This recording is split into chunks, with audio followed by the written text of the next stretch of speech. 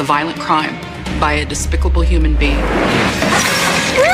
The suspect did match over 20 cases that I had reviewed. We're dealing with a serial rapist. With a predator on the loose, no one is safe. He just wanted to commit violence on women, and it was just vicious. He's exactly the reason why the police are required to exist. This person's calculating and has planned this all out. It's up to Lieutenant Joe Kenda to hunt this monster and put him down. Somebody like this will increase the violence or increase the numbers. We need to stop that from happening.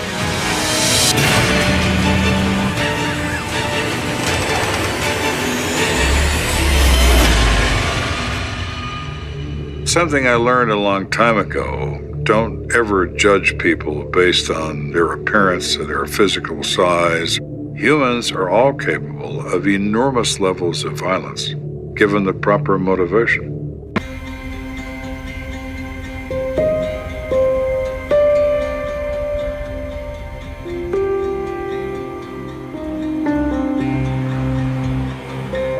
It's a beautiful morning in Colorado Springs. And for new mother Julie Smith, all seems right with the world. The sun's coming up, it's getting warmer, it's brighter.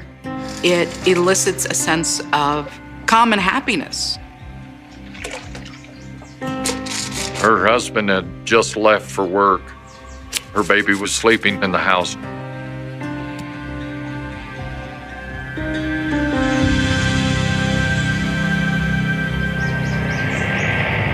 She was going into the bathroom to put her makeup on.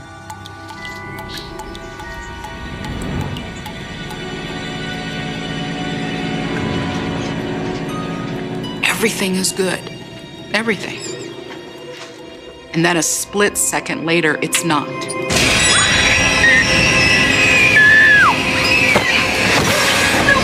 Shut up. If you scream or even move, I will kill your baby. Very young mother. No, please don't. As she is being tossed around like she's a rag doll. Shut up! Is thinking in her head, I can't let my baby be hurt.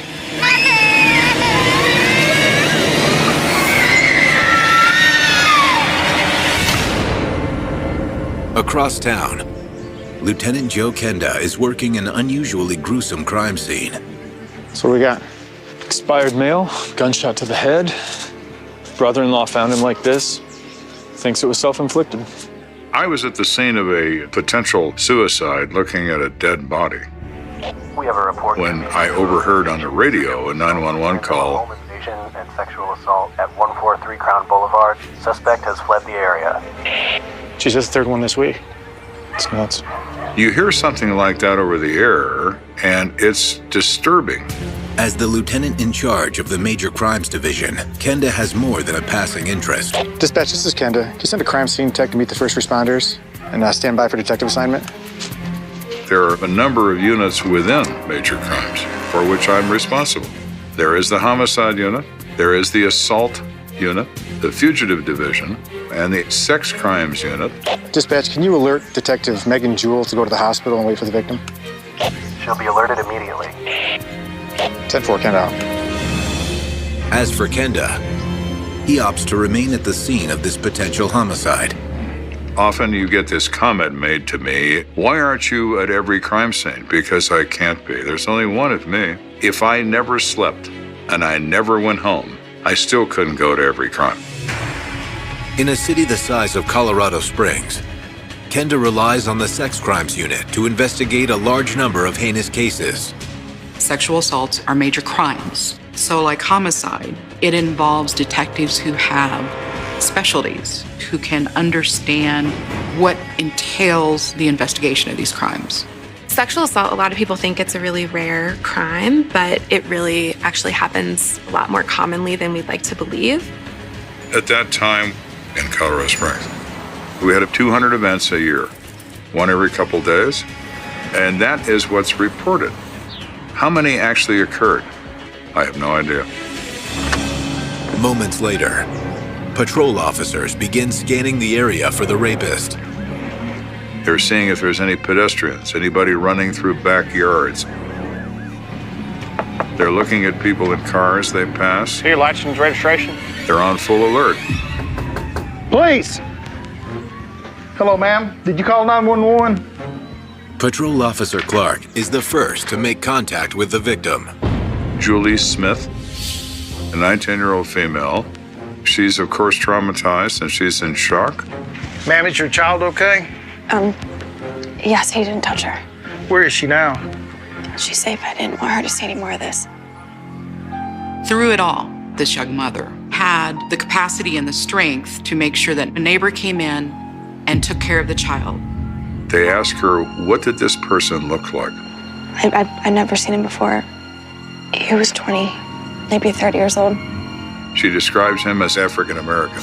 He's muscular. He was wearing a mask with white around the eyes. What else was he wearing? Gloves and Army PT gear. In the military, PT is referred to as physical training. The Army provides enlisted personnel and officers with PT gear, generally a t-shirt, a pair of shorts, and/or sweatpants, depending upon time of year. Officer Clark immediately calls in the suspect description. 10-4, we have a confirmed sexual assault. Suspect description as follows. Black male, 5'7", muscular build. With such a vague description. Ski mask with white around the eyes. Ultimately, you don't know anything about him. This in itself is the maddening feature of investigating sexual assault. The officer's next concern is the physical well-being of this woman. They transport her to a hospital in an ambulance. Kenda requests the sex crimes detective meet Julie Smith at the hospital and instructs CSIs to begin processing the crime scene. Like most sexual assault scenes, there's no physical evidence of value to be found. The bed's been disturbed. Well, of course it is. An attack took place on that bed. So at the end of the day, you have little or nothing to go on beyond the fact you're looking for a guy in a ski mask. It's not helpful. Across town, Kenda is in the thick of what is shaping up to be a suicide investigation rather than a homicide. Sir, Officer Clark for you. Thanks. When officers call with an update, Kenda, what do you got? It appears our victim was home alone, door unlocked. Whenever our suspect gained entry and attacked her. How did he know he wasn't going to come through the door, finding the husband cleaning a handgun on the table? He knows because he watches the husband leave.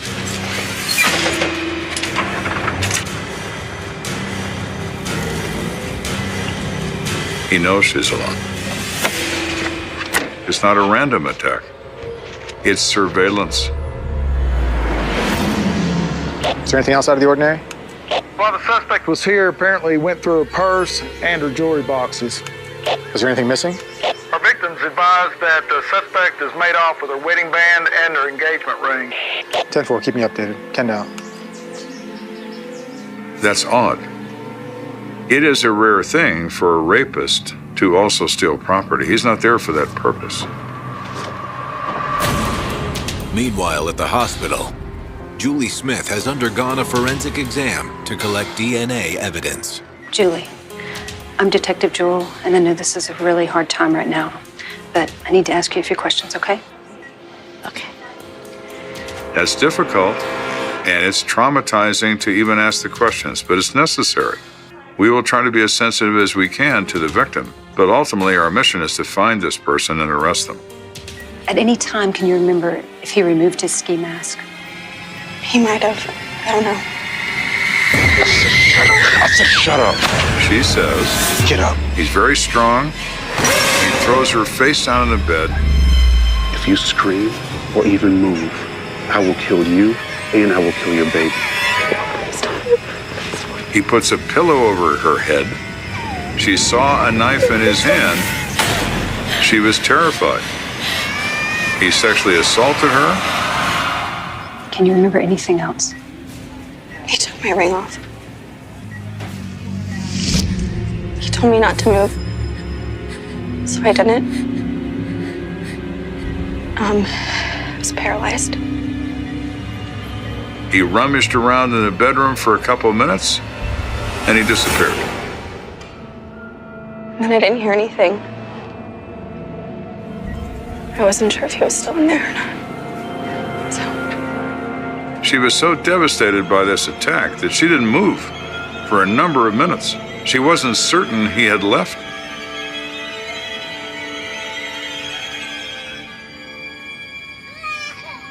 She got off the bed, she checked her baby, then she called 911. Do you have any idea how he may have gotten into your home? It was just such a nice day outside. So I left the door open. Julie, none of this is your fault, okay? None of this. You did nothing wrong. This is a crime, a terrible felony. It's not your fault to leave your patio door open. It's him. It has nothing to do with you. I'm gonna let you rest, okay? Thank you.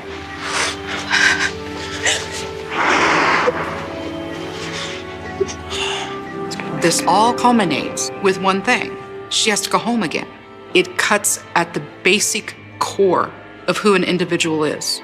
It takes away dignity, comfort, and it forever leaves you in a place where you don't trust. Detective Megan Jewell meets with Kenda to discuss the case. You know, the one thing that bothers me is why this guy steal the jewelry in the first place. I agree. That's not typical behavior. The thing is, there was another sexual assault with a robbery earlier this week. Do you have that report? I do. Prior to this event, there were two other cases, less than an hour apart, where an African-American male had attacked two women in their homes. The first was an attempted rape. The assailant heard a noise and he ran. And the other one's right afterwards in the same neighborhood. In the second case, a woman is putting her key into her apartment door.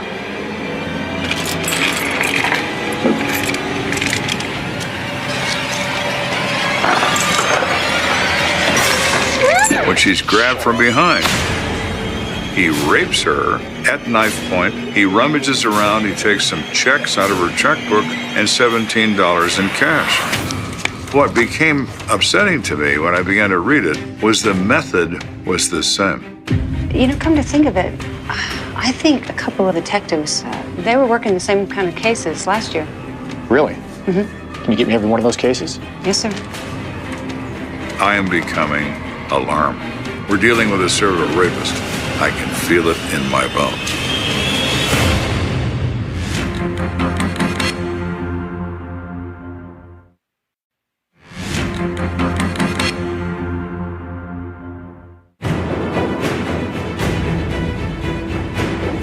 My sex crimes detectives are working a case involving a 19-year-old girl named Julie Smith who's been assaulted in her home. There were a number of other cases in the recent past that have a similar look to these cases. To have a pattern rapist is rare and scary.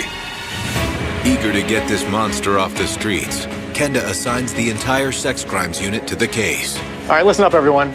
I tell my detectives to pull every case in the last year that have a similar MO and a similar suspect. Doesn't have to be the same, just has to be similar.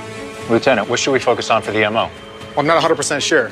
We'll look for a robbery component and a knife, and we'll take it from there, see if there's more of a pattern. Suspects use a modus operandi, or MO, not because they're intelligent or clever. In a case of sexual assault, it's often ritualistic. The crime has nothing to do with sexual gratification. It's about the punishment of women. All right, let's research. Any similarities, you find them, you bring them to me. Thanks, people. With no time to lose, the team begins digging into the more than 200 sexual assault reports filed in the past year.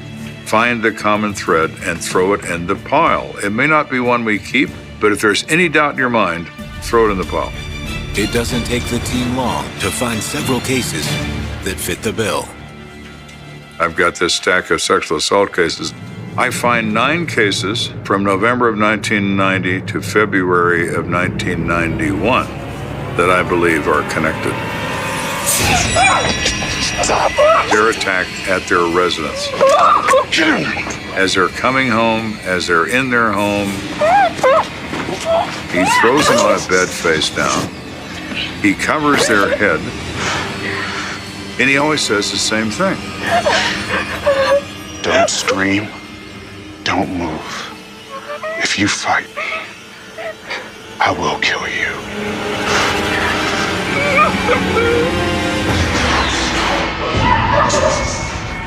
Now I have 3 others, so that makes 12. And we're not done yet. The attacks ran north up to Constitution and everything about east of Circle Drive. So you can pick up on a pattern fairly fast. Now, to identify the suspect, that's harder. But detectives aren't out of luck just yet. Lieutenant, I have a report here where the victim was able to get a glimpse of the guy's face. Well, that's excellent.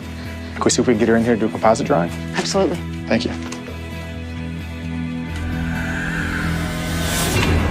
The following morning, the victim in question meets with Kenda's forensic artist to create a sketch of her attacker. Is there anything about him that stood out the most? He had kind of a pronounced forehead. It was sort of bulging. Okay. In the early 90s, it was artistry. It was pencil drawing. It was a guy putting together a face, having a victim adjust it as they went. Did he have any facial hair?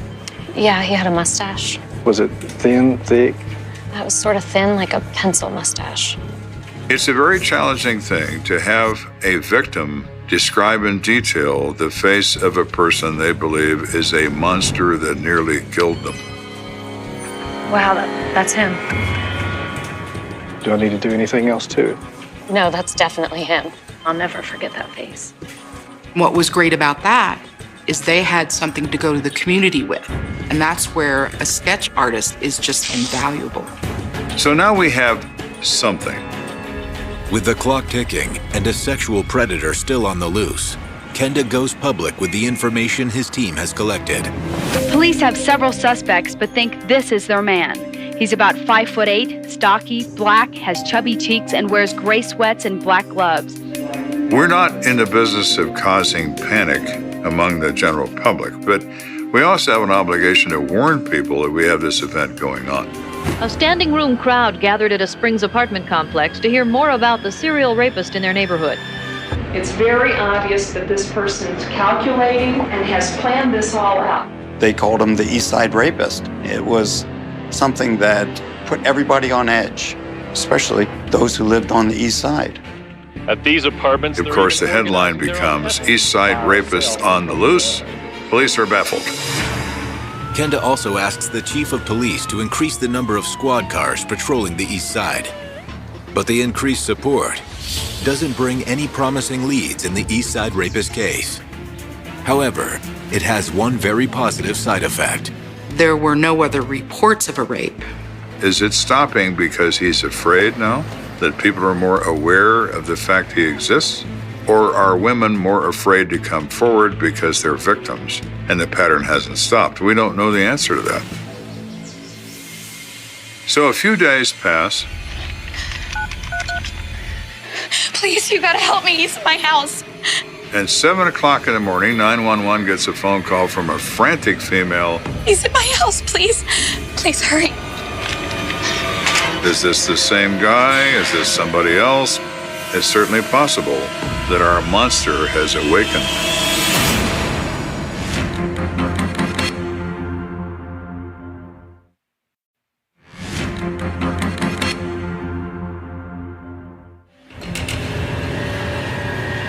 We are in the process of investigating a pattern of sexual assaults involving at least 12 victims. When all of a sudden, Please, you gotta help me. He's in my house. the phone rings, and here we go again. Patrol Officer Richard Radabaugh is the first to arrive on the scene. We all knew about the East Side Rapist. The general description fit, the time fit, and the location fit. So you couldn't help but think that it was the same guy. Police! In here. What's going on? He's still inside. He just tried to rape my sister. He ran back in my bedroom and slammed the door. Where's your bedroom? Right there. Okay, you ladies stay right there. Officer, be careful. He has a knife. He's looking for anybody that might actually be there hiding in this place.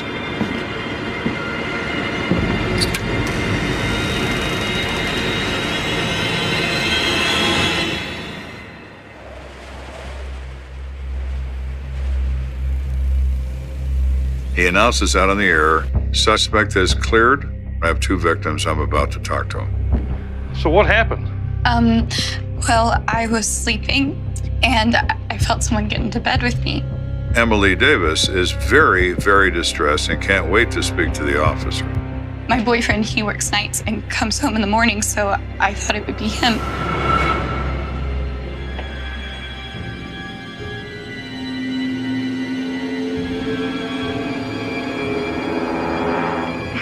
Jimmy, stop. I have to go to work soon. But then she looked in the mirror and she could see that it was this individual. Shut up. If you move, you scream, I will kill you. He tried to put a pillow over her head and rape her.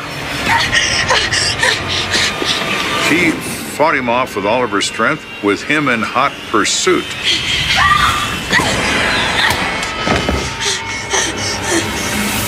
What the hell is going on? And that's when her sister was standing there. She made direct eye contact with him, and he is not wearing a mask. I saw him, but he froze when he saw me. I don't think that he knew I was here. Do you normally stay here? No, I'm just in town visiting for a couple days. It seemed that really surprised this perpetrator. There's 2 women in this apartment, not 1. We have a failure of surveillance, don't we? So what's this guy look like? He was muscular. He was a black male, about 5'7", 5'8", 190 pounds. He had an army shirt on. And he's wearing workout clothes that says Army across the chest, PT gear. He had a thin mustache and a pretty prominent forehead.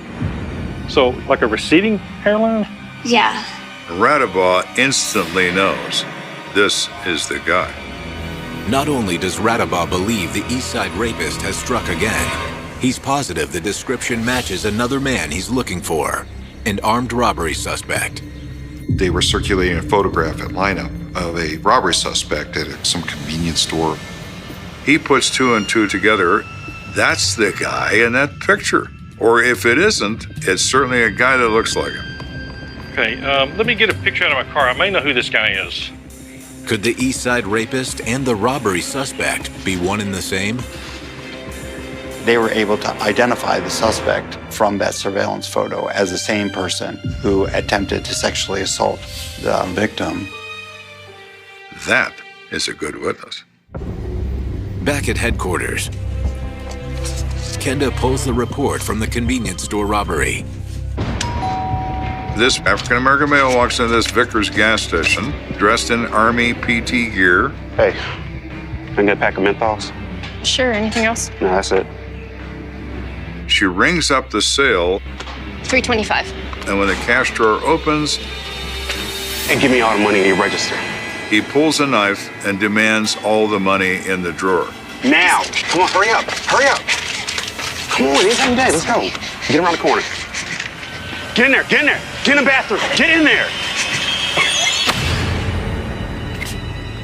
And he runs with a total of $140 US. What does our guy have? He has a knife. What's our guy wear? Army PT gear. What's he look like? He has a bulging forehead. That's him. That is him. Now, all Kenda needs is a name.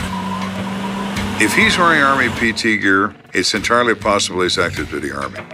So we go to Fort Carson, contact CID. How you doing?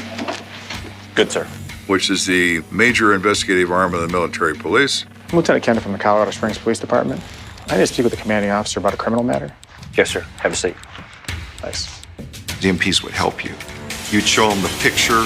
They would just go to every barracks, battalion headquarters, or whatever, and go, where is this guy? I want to know if this guy is in your army, because we're going to give him a new job of making license plates. The MPs at Fort Carson distribute the perpetrator's photo to every first sergeant on the base. It doesn't take long to flush out a suspect. Miss Kenda.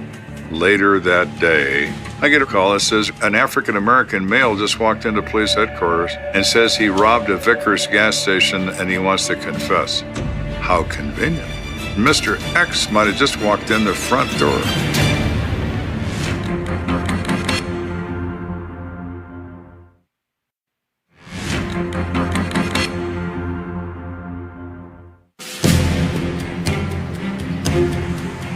So we've been chasing a ghost who the press has named the East Side Rapist. A gas station is robbed by someone who is perhaps the same guy, and he wants to confess.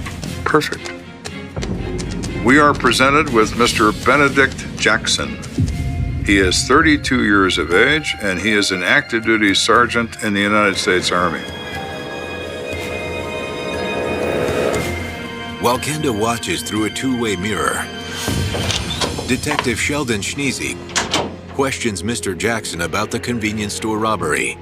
Look, I did the robbery, and I've regretted it every day since. Why'd you do it?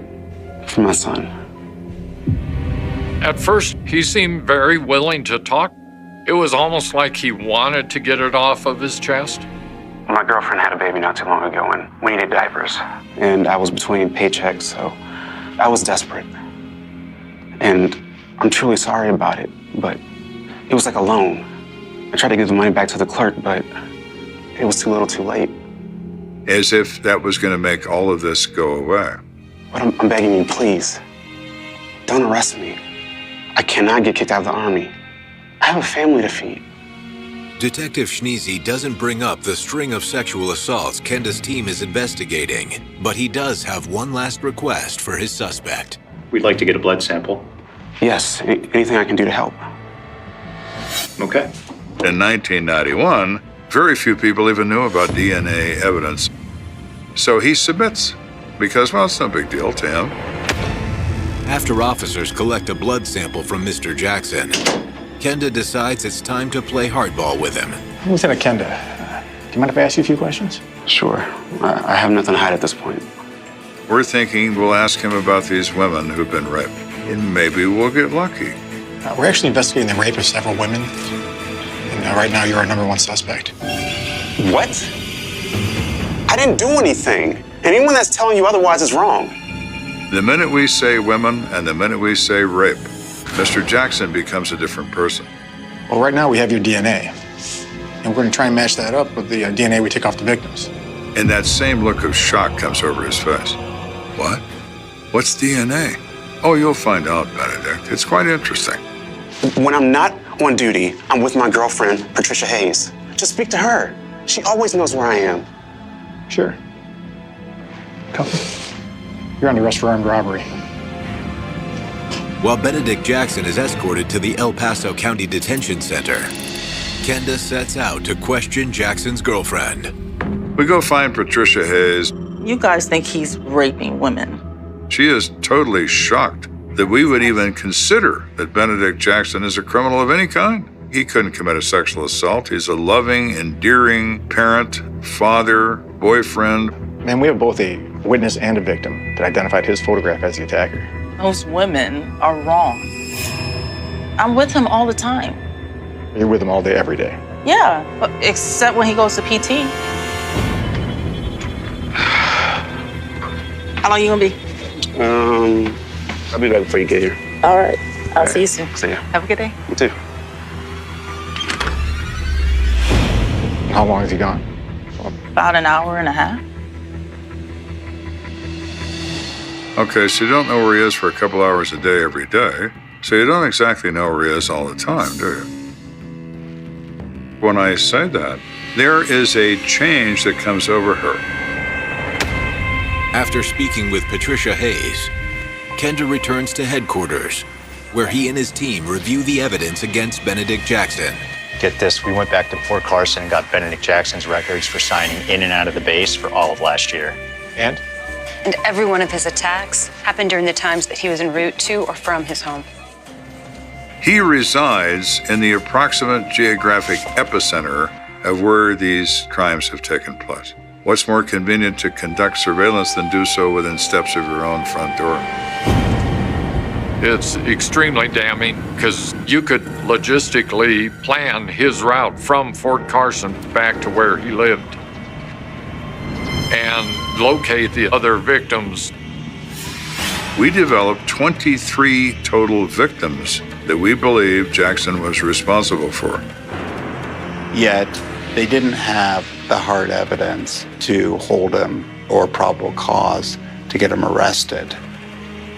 The only two people we have who can identify him are the two sisters that say it's him. Juries have difficulty with physical identifications by victims. I need more. DNA is more, and this can work. But analyzing Jackson's blood sample, along with the rape kit, will take time.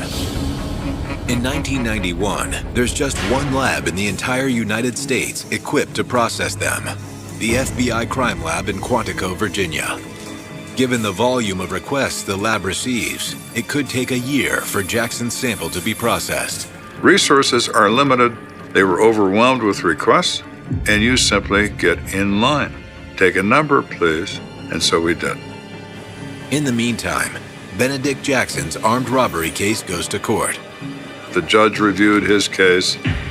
Mr. Jackson was repentant. He tried to give the money back, which is true. He did do that. He was given probation and released into the community. With no additional charges pending against him, Benedict Jackson remains a free man. Reality, as someone often said, is a terrible thing. Things in terms of the East Side rapist case turned a little quiet. He knows he's being watched, so he's being a good boy. But 6 months later, the East Side rapist strikes again. At 1 o'clock in the morning, a woman reports that she was attacked.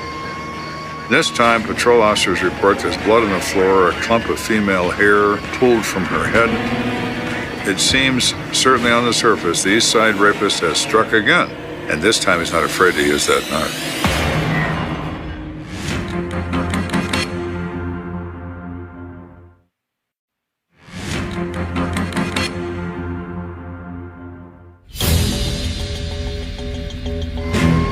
It seemed in a period of 9 months that our perpetrator had taken a break from terrorizing the city, and that all changed the morning of May 6th when a woman called the police. She's pretty distraught. And said she needed help. The woman is 45-year-old Caroline Jones. Caroline, Lieutenant Kenda. Hello. The woman's being treated for superficial cuts to the face, head, and chest. I know you've been through a lot tonight, but I really need your help to find out who did this to you. Can you tell me what happened? I was out of cigarettes, so I went out to my car to get a pack.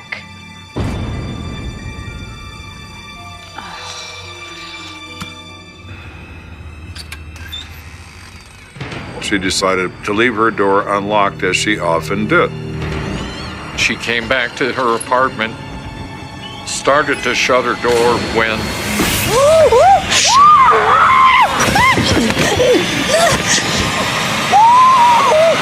if you scream, I will kill you. and with a knife in his left hand, cut her face, her throat, and cut her chest several times with the knife. He even cut my hair.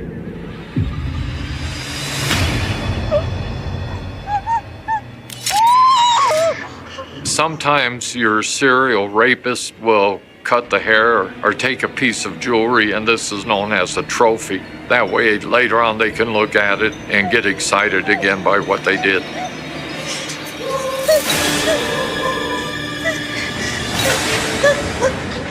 What ultimately saved her was that there was noise from another apartment, and that scared him.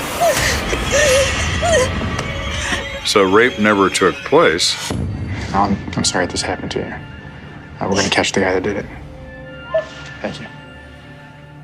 What was upsetting was that the attacker took it to the next level. He not only had the knife, but he used it. With the East Side rapist apparently back in action, an anxious Detective Schneezy checks back in with the FBI crime lab. Good morning, this is Detective Schneezy again. Any progress on those DNA samples? He was escalating and we needed to find him. The analyst in Quantico delivers him the good news. What? A 1 in 2 million chance he's not the rapist? The FBI positively identified Benedict Jackson's DNA as being the DNA on these sexual assault cases. That's excellent news. Thank you. I was excited. I had been working these cases day in and day out. We're going to be able to get a serial rapist off the street. Police, open up! Open up! Coming in. No dice, Benedict. You gotta come out. You don't want us to have to come in and get you. I do not go opening the door when somebody tells me come in. He could have a gun just waiting for us to open the door and shoot us. Put your hands up. Walk out. Walk out.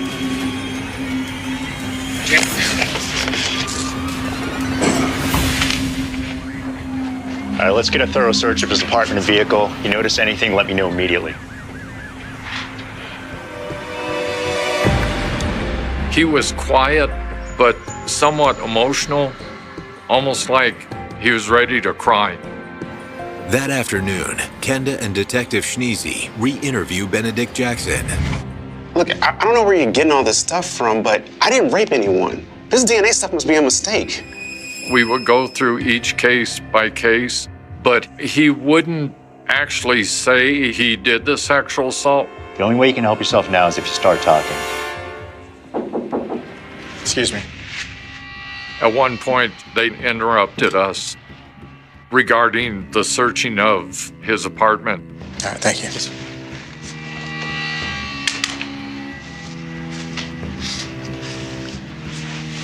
Benedict, you might want to know, they found a bloody Army t-shirt in your closet, and they found your ski mask, the one with the white around the eyes, in your car. Still want to call this a mistake? You found the shirt. You found the mask. You found everything. Now you're under arrest for rape.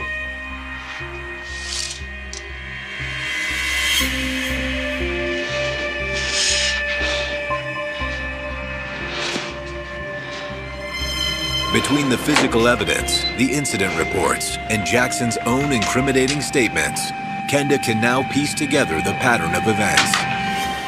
It started when Benedict Jackson was transferred to Fort Carson 2 years earlier. He's like a guy that you'd have in your neighborhood. I mean, he's in the military, has a girlfriend and kids, probably lives a respectable life. And yet he commits these horrible crimes of violence against women. He targeted his victims not based upon their appearance or their age or anything else. They were victims based on convenience. He would follow her until he could find out where she lived, stalk her, and find out what her habits were, and just wait for the right time. Kenda believes that by stalking women in the neighborhood, Benedict determined when they would be home alone. And when the time was right, he'd enter their homes and attack. Had we not found him, identified him, and arrested him, there was no doubt in my mind he was going to continue this crime on and on and on until he starts to kill. At trial, several victims testify against Benedict Jackson. He is ultimately found guilty of 8 counts of rape and 1 count of attempted rape. Jackson receives the lengthiest prison sentence in Colorado history, 598 years. Jackson showed no emotion during the sentencing, and he had nothing to say beforehand. This apparent lack of remorse is part of the reason the judge gave Jackson the maximum sentence. There's absolutely no hope for rehabilitation for this individual. The prosecution had asked for the maximum sentence and was happy with the ruling. This predator is now in prison for the rest of his life, and Colorado Springs is safer for it. But as Benedict Jackson is carted off to prison, new information suggests there may be even more victims. The prosecutors determined, in their opinion, there were 100 other cases in Colorado he was likely responsible for, and 21 cases in Germany. Even though this first trial is over, allegations against Jackson continue. The military is investigating 21 alleged rapes that happened while Jackson was in the Army and stationed in Germany. He's destroyed more lives than any of us will ever know. But thanks to the brave women who testified against him, the predator known as the East Side Rapist is off the streets and behind bars forever. Those women should be viewed as heroes. They had enough bravery that they sat there in that stand with him staring at them and said their story. They prevented this from happening to anybody else. I would encourage anyone who is a survivor who's wanting support to reach out to your local crisis center. We need to focus on holding perpetrators accountable as a community. You don't have to go through this process alone. It was immensely gratifying that we removed somebody from the street who was incredibly dangerous. He's exactly the reason why the police are required to exist. He is a predator, and predators have to be put down. It was a Tuesday evening in late October, the sky bruised in shades of purple and gray, when 22-year-old Emily Hayes disappeared from the quiet streets of Riverside, California. One moment she was walking her dog, a small beagle named Tucker, along the tree-lined cul-de-sac of Willow Creek Drive, and the next, the leash dropped from her hand, the dog whining at an empty street. Neighbors reported hearing a muffled scream around 7:43 p.m., a sound swallowed almost immediately by the rustling of autumn leaves, the hum of distant traffic, a dog's anxious whine echoing through the cul-de-sac. The police would later describe the scene as eerily serene, almost staged in its normalcy, nothing out of place except the absence of Emily herself, a sudden vacuum where a life had been. Her purse remained on the porch, keys still jingling inside, and her favorite scarf, a red silk with tiny golden leaves, lay crumpled on the steps as though it had fallen mid-struggle. A bicycle, hers, toppled in the driveway, tires spinning against the asphalt, the chain squealing in protest, but Emily was gone.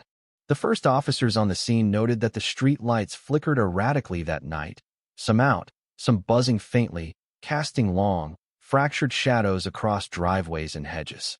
It was the kind of darkness that seemed alive, crawling over every surface, amplifying every small noise into a potential threat. Neighbors described seeing a figure, tall, clad in dark clothing, moving away from the scene toward the commercial strip on the corner, hands tucked into pockets, head down. No one approached, and no one followed. By the time the police arrived, the figure was gone, leaving only the lingering feeling of unease, a story half written in the shadows. Detectives would later speculate whether this stranger had been waiting, watching, or if it had been a chance encounter that escalated too quickly. Emily's family, desperate and terrified, called in friends and neighbors, spreading the news like wildfire through the small town. Posters went up within hours, each one a stark photograph of Emily smiling, hair flowing in the sun, eyes bright and unknowing of the fate that had found her. Local radio stations broadcast alerts, the words "missing person" repeated with a mechanical urgency, the phrase echoing in living rooms, in the grocery store, on late-night drives along empty highways. The community, tight-knit and protective, mobilized quickly. People walked streets, shone flashlights into dark corners, checked abandoned buildings and drainage ditches. Every lead, no matter how small, was pursued with frantic energy, yet each clue seemed to vanish into thin air, swallowed by the night and the passing days. The investigation began with the basics: interviews with friends, family, and anyone who had seen Emily that evening. Her boyfriend, Mark, claimed he had been home playing video games, headphones on, unaware until the frantic phone call from Emily's mother. Neighbors described brief glimpses of movement, shadows at the edge of their peripheral vision, a car parked unusually far down the street that had left moments later. Security cameras, few in number and old in technology, captured grainy images. A dark sedan cruising slowly, stopping briefly near the cul-de-sac, then moving off toward the freeway. It was indistinct, a smear of metal and glass, impossible to trace definitively. Forensics arrived within hours, scouring the area for anything left behind. A hair, a fiber, a footprint. They found a partial fingerprint on the porch railing, not belonging to anyone in the immediate family, and a smudge of red that appeared to be lipstick on the railing's corner, faint, almost overlooked, but significant in a cold case later to haunt investigators. Days turned into weeks. Riverside, a town usually tranquil, became gripped by tension. Schools warned students, businesses posted signs, and every stranger's arrival was met with wary eyes. The media descended quickly, amplifying every detail, factual or speculative. Talk shows replayed the story in endless loops. Anchors highlighted the urgency and danger, framing Emily's disappearance as both a tragedy and a warning. Detectives worked round the clock, tracing her phone records, social media messages, and emails, hoping for a digital breadcrumb. Yet every trail led to silence.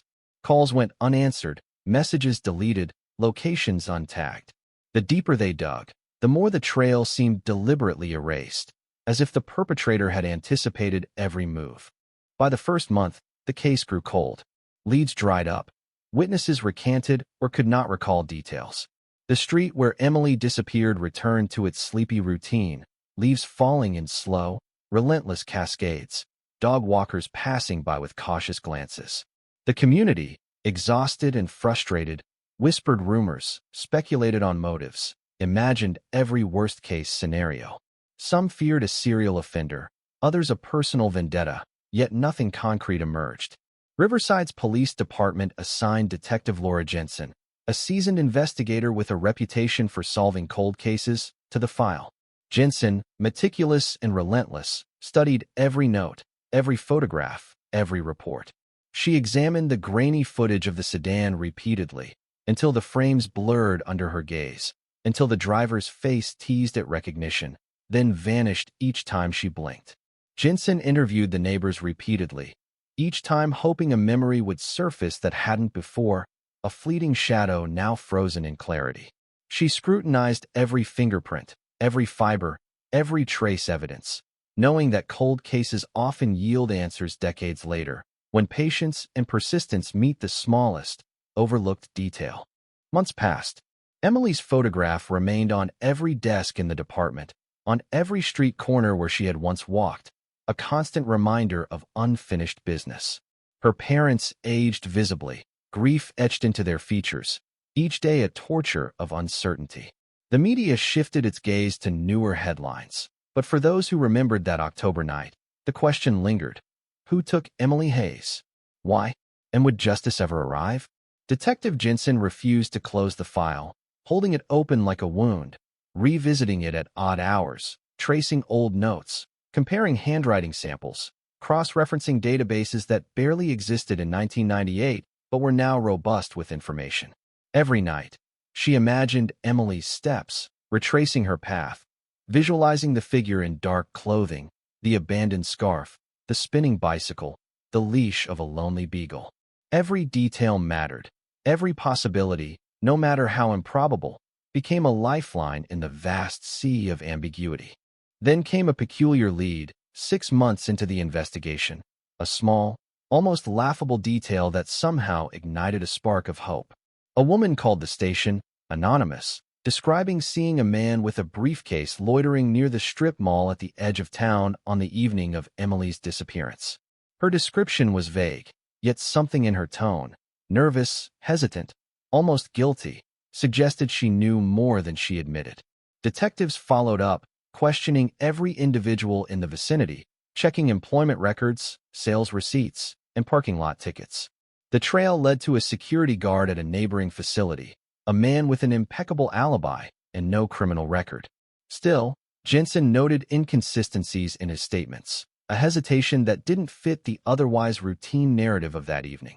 She filed the information, knowing that cold cases often hinged not on clear evidence, but on anomalies, on fleeting shadows, on tiny cracks in the story that could eventually fracture the truth wide open.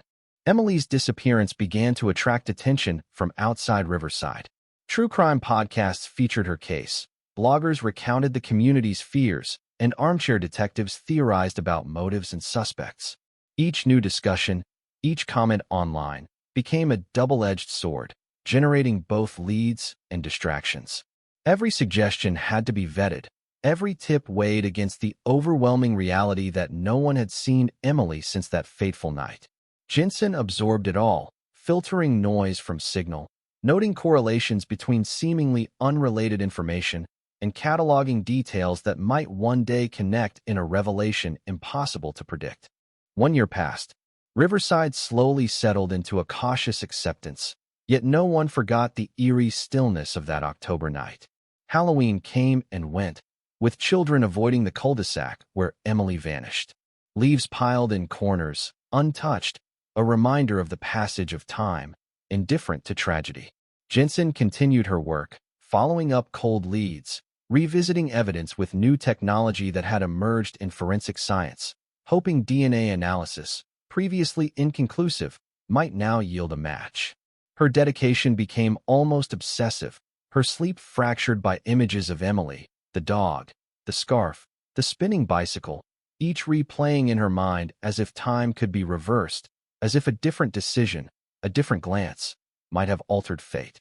Meanwhile, the Hayes family refused to give up hope. They held vigils, speaking to reporters, appealing to anyone who might know something, clinging to the belief that Emily could be found alive, or that answers could finally arrive.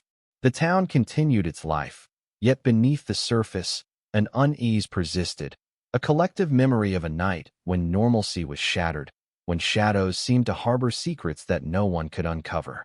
The case became emblematic of Riverside itself, a cautionary tale whispered on street corners, a headline that haunted the minds of those who remembered her smile, her dog, and the last steps she took before vanishing into the unknown.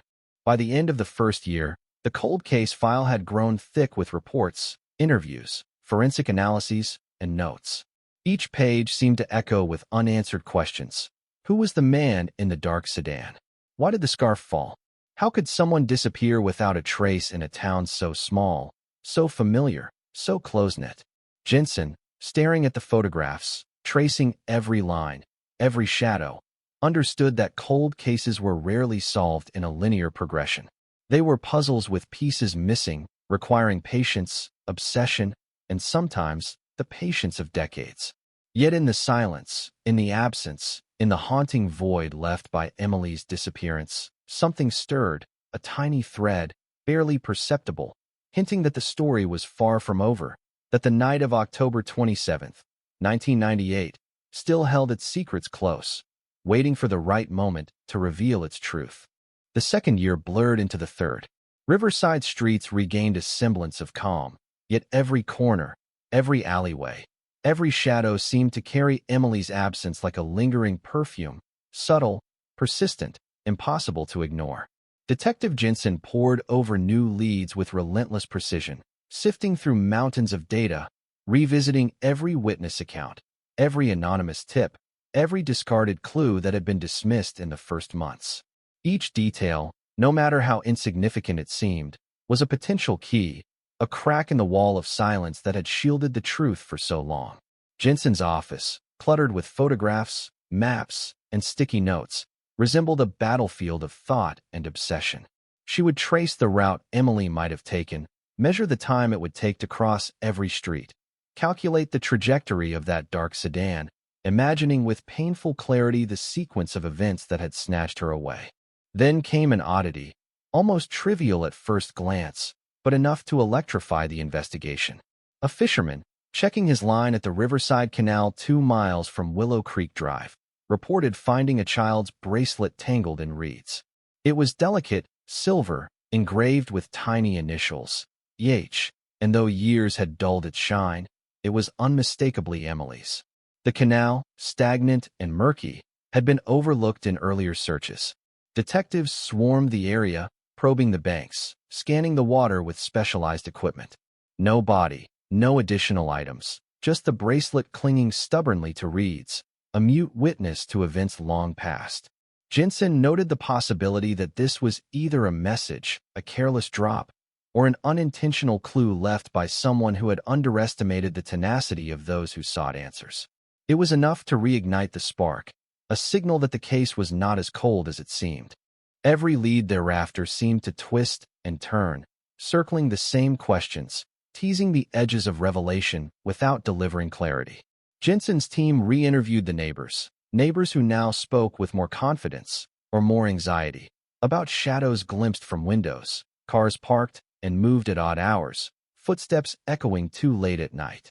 Some accounts contradicted others, memory warped by time, the mind filling in blanks with fear. A janitor from the nearby shopping plaza mentioned seeing a man carrying a large black bag near the canal on the day Emily vanished. His description was incomplete, the memory fragmented, yet Jensen felt it was a piece, perhaps a tiny fragment of a mosaic that, when assembled correctly, might reveal the perpetrator. The challenge was monumental, to distinguish truth from embellishment, fact from imagination, to separate the strands of reality from the weave of rumor.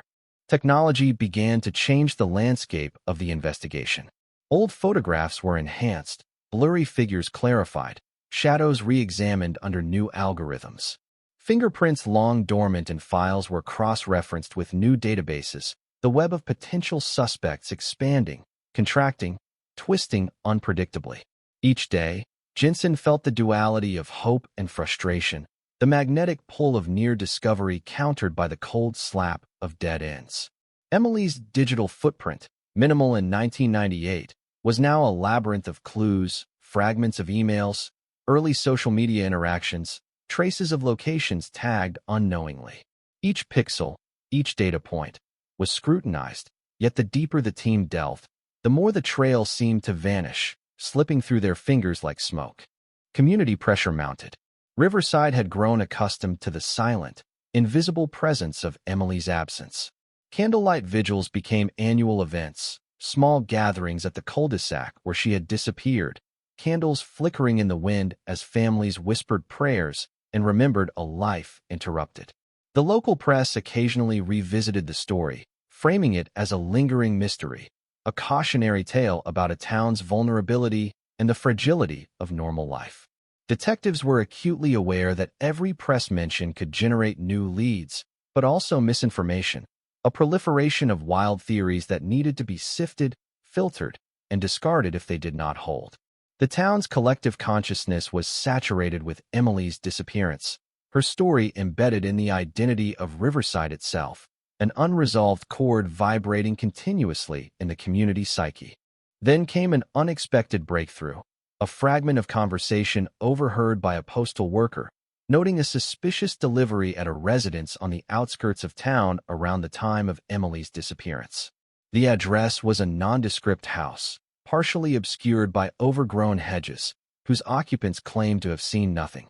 Jensen examined postal records, cross-referenced with security footage from nearby businesses. There it was, a small black package, unremarkable except for its timing, its presence aligning suspiciously with the timeline of Emily's vanishing. Investigators traced the origin, a courier company whose records, when meticulously combed, revealed anomalies, multiple deliveries listed under false names, packages rerouted with inconsistent tracking numbers, and addresses that no longer existed. Every detail, once trivial, now demanded attention, as if the universe was quietly nudging them toward an answer. The investigation drew in experts from outside Riverside, forensic specialists who reviewed the evidence with fresh eyes. Fibers were examined under advanced microscopy, chemical residues analyzed, digital footprints mapped with sophisticated algorithms. Patterns began to emerge, subtle yet insistent. Repetition of certain times, certain locations, certain behaviors suggested a method, a plan, a consciousness behind the chaos. It was almost imperceptible, the faint outline of logic in an otherwise opaque narrative. Jensen spent nights in her office, sometimes forgetting to eat, tracing the interconnections like a cartographer charting unmapped terrain. Each detail became a potential lifeline, a glimmer in the suffocating darkness of uncertainty. But the case resisted closure. Leads evaporated, memories faltered, suspects remained untraceable. The town began to feel the invisible weight of years. An unspoken resignation mingled with lingering fear. Parents warned children not to wander alone. Doors were checked twice before bedtime. Every rustle of leaves, every shadow across a sidewalk, every unfamiliar car became a potential harbinger of danger. Emily's disappearance, initially a shocking anomaly, had evolved into a persistent, invisible pressure, a quiet dread embedded in the rhythm of daily life. Yet in the darkness, Jensen persisted. Her obsession with details others might dismiss as trivial became a defining feature of the investigation. The red scarf, the bicycle, the dog's leash, these objects, remnants of a singular night, were symbols of continuity in a fractured narrative. The bracelet from the canal was catalogued meticulously, its placement analyzed, the flow of water studied, patterns of sedimentation and vegetation noted. She examined tides, rainfall, human traffic, mapping the area with a precision bordering on mania, reconstructing the night in virtual space, replaying every second until the minutiae of movement and interaction became tangible. A breakthrough came almost serendipitously when a retired police officer, living quietly in a neighboring county, contacted the Riverside Department with an observation. He recalled a man, acting strangely during a town festival months before Emily disappeared, lingering too long near young women, carrying a large black bag, disappearing into the crowd before reappearing at odd intervals. Jensen cross-referenced this memory with old reports, local events, and the timeline of Emily's last known movements. The overlap was tantalizing, almost enough to ignite hope, but frustratingly incomplete. The pieces of the puzzle did not yet fit. The edges were jagged, the picture still obscured by gaps, the clarity just beyond reach. Public engagement increased. True crime enthusiasts, online forums, amateur sleuths all analyzed the case in minute detail, sharing observations, hypotheses, and theories. Jensen monitored discussions, aware that sometimes the smallest insight could crack a cold case wide open. Online maps, timelines, digital reconstructions, they all offered new perspectives, new angles to consider. Each day, the case file thickened with correspondence, emails, and observations, an ever-expanding archive of human curiosity and persistence. Every detail mattered. Every perspective added a new dimension to the narrative, inching closer to the invisible truth that had eluded the town for years. By the third year, Riverside had adapted to living with the unknown. Emily's disappearance was no longer headline news, yet it lingered in every conversation about safety, community vigilance, and the fragility of life. Jensen, undeterred, continued to probe, to question, to map the unseen. Every shadow, every anomaly, every fragment of memory was a thread she tugged at, hoping to unravel the tightly wound knot that had held the truth captive for so long. And somewhere in that knot, hidden beneath layers of time, forgetfulness, and intentional concealment, the story of Emily Hayes awaited discovery, a secret suspended in the shadows, waiting for the patience, persistence, and insight necessary to bring it into the light. By the fourth year after Emily Hayes disappeared, Riverside had learned to carry her absence like a weight in their collective chest. Houses once familiar now felt unfamiliar. Windows that had framed ordinary lives now seemed to watch with suspicion. Detective Jensen had shifted her routines, dedicating herself almost entirely to reconstructing the night Emily vanished. She had acquired new forensic tools, a state-of-the-art computer that could simulate human movement through terrain, reconstructing the cul-de-sac, the canal, the streets, the strip mall, and even the sparse alleyways she might have traversed. She traced every conceivable path, considering every shadow, every corner, every angle. A rustle in a bush, a flicker of light, a forgotten footprint, all became coordinates in an invisible map, a latticework that might, someday, hold the truth. The breakthrough, when it came, was subtle, almost mundane, yet it rattled the case like a detonating fuse. A retired delivery driver called Riverside police with an offhand remark, something he had never reported because at the time it seemed unimportant. He remembered an abandoned van parked near the canal on the night of Emily's disappearance, its doors slightly ajar, faint music playing inside. He had thought it was a teenager playing a prank, nothing more. Jensen's heart raced as she reviewed old photographs of the area, recalling the canal bracelet, the placement of reeds, the topography. She ordered a fresh search of the area, using underwater cameras, sonar, and meticulous grid sweeps. There was nothing, no body, no additional belongings, but the van had left traces. Scratches on the nearby rocks, slight depressions in the mud, and a set of footprints that had long been washed away by rain, now partially recoverable through sediment analysis. It was a whisper of presence, a footprint of possibility, the faintest echo of someone else's reality intersecting with Emily's. Witnesses continued to emerge, each offering fragments that were at once tantalizing and frustrating. A young man working at a late-night convenience store recalled seeing a figure matching the dark-clothed description walking briskly with what appeared to be a limp bag. He had dismissed it at the time, distracted by mundane life, unaware that he had observed a moment that would later become central to a complex investigation. Jensen meticulously traced the timeline, cross-referencing purchase records, transit logs, even weather reports. Each micro-detail formed threads in a network, subtle patterns that only someone willing to devote relentless hours could perceive. Riverside, meanwhile, felt the case as a pulse beneath daily life, a quiet vibration in the hum of traffic, in the rustle of autumn leaves, in the cautious steps of those walking alone at night. Technology began to breathe new life into evidence that had seemed dormant. Digital enhancement of surveillance footage revealed more than the human eye could detect. The dark sedan, initially just a blur, now displayed a license plate partially obscured by dirt, the outline of a driver's face barely discernible. Jensen worked with digital forensics experts to clean, enhance, and clarify the image. Each time she blinked, she felt the face shift, teasing recognition, then receding like a mirage.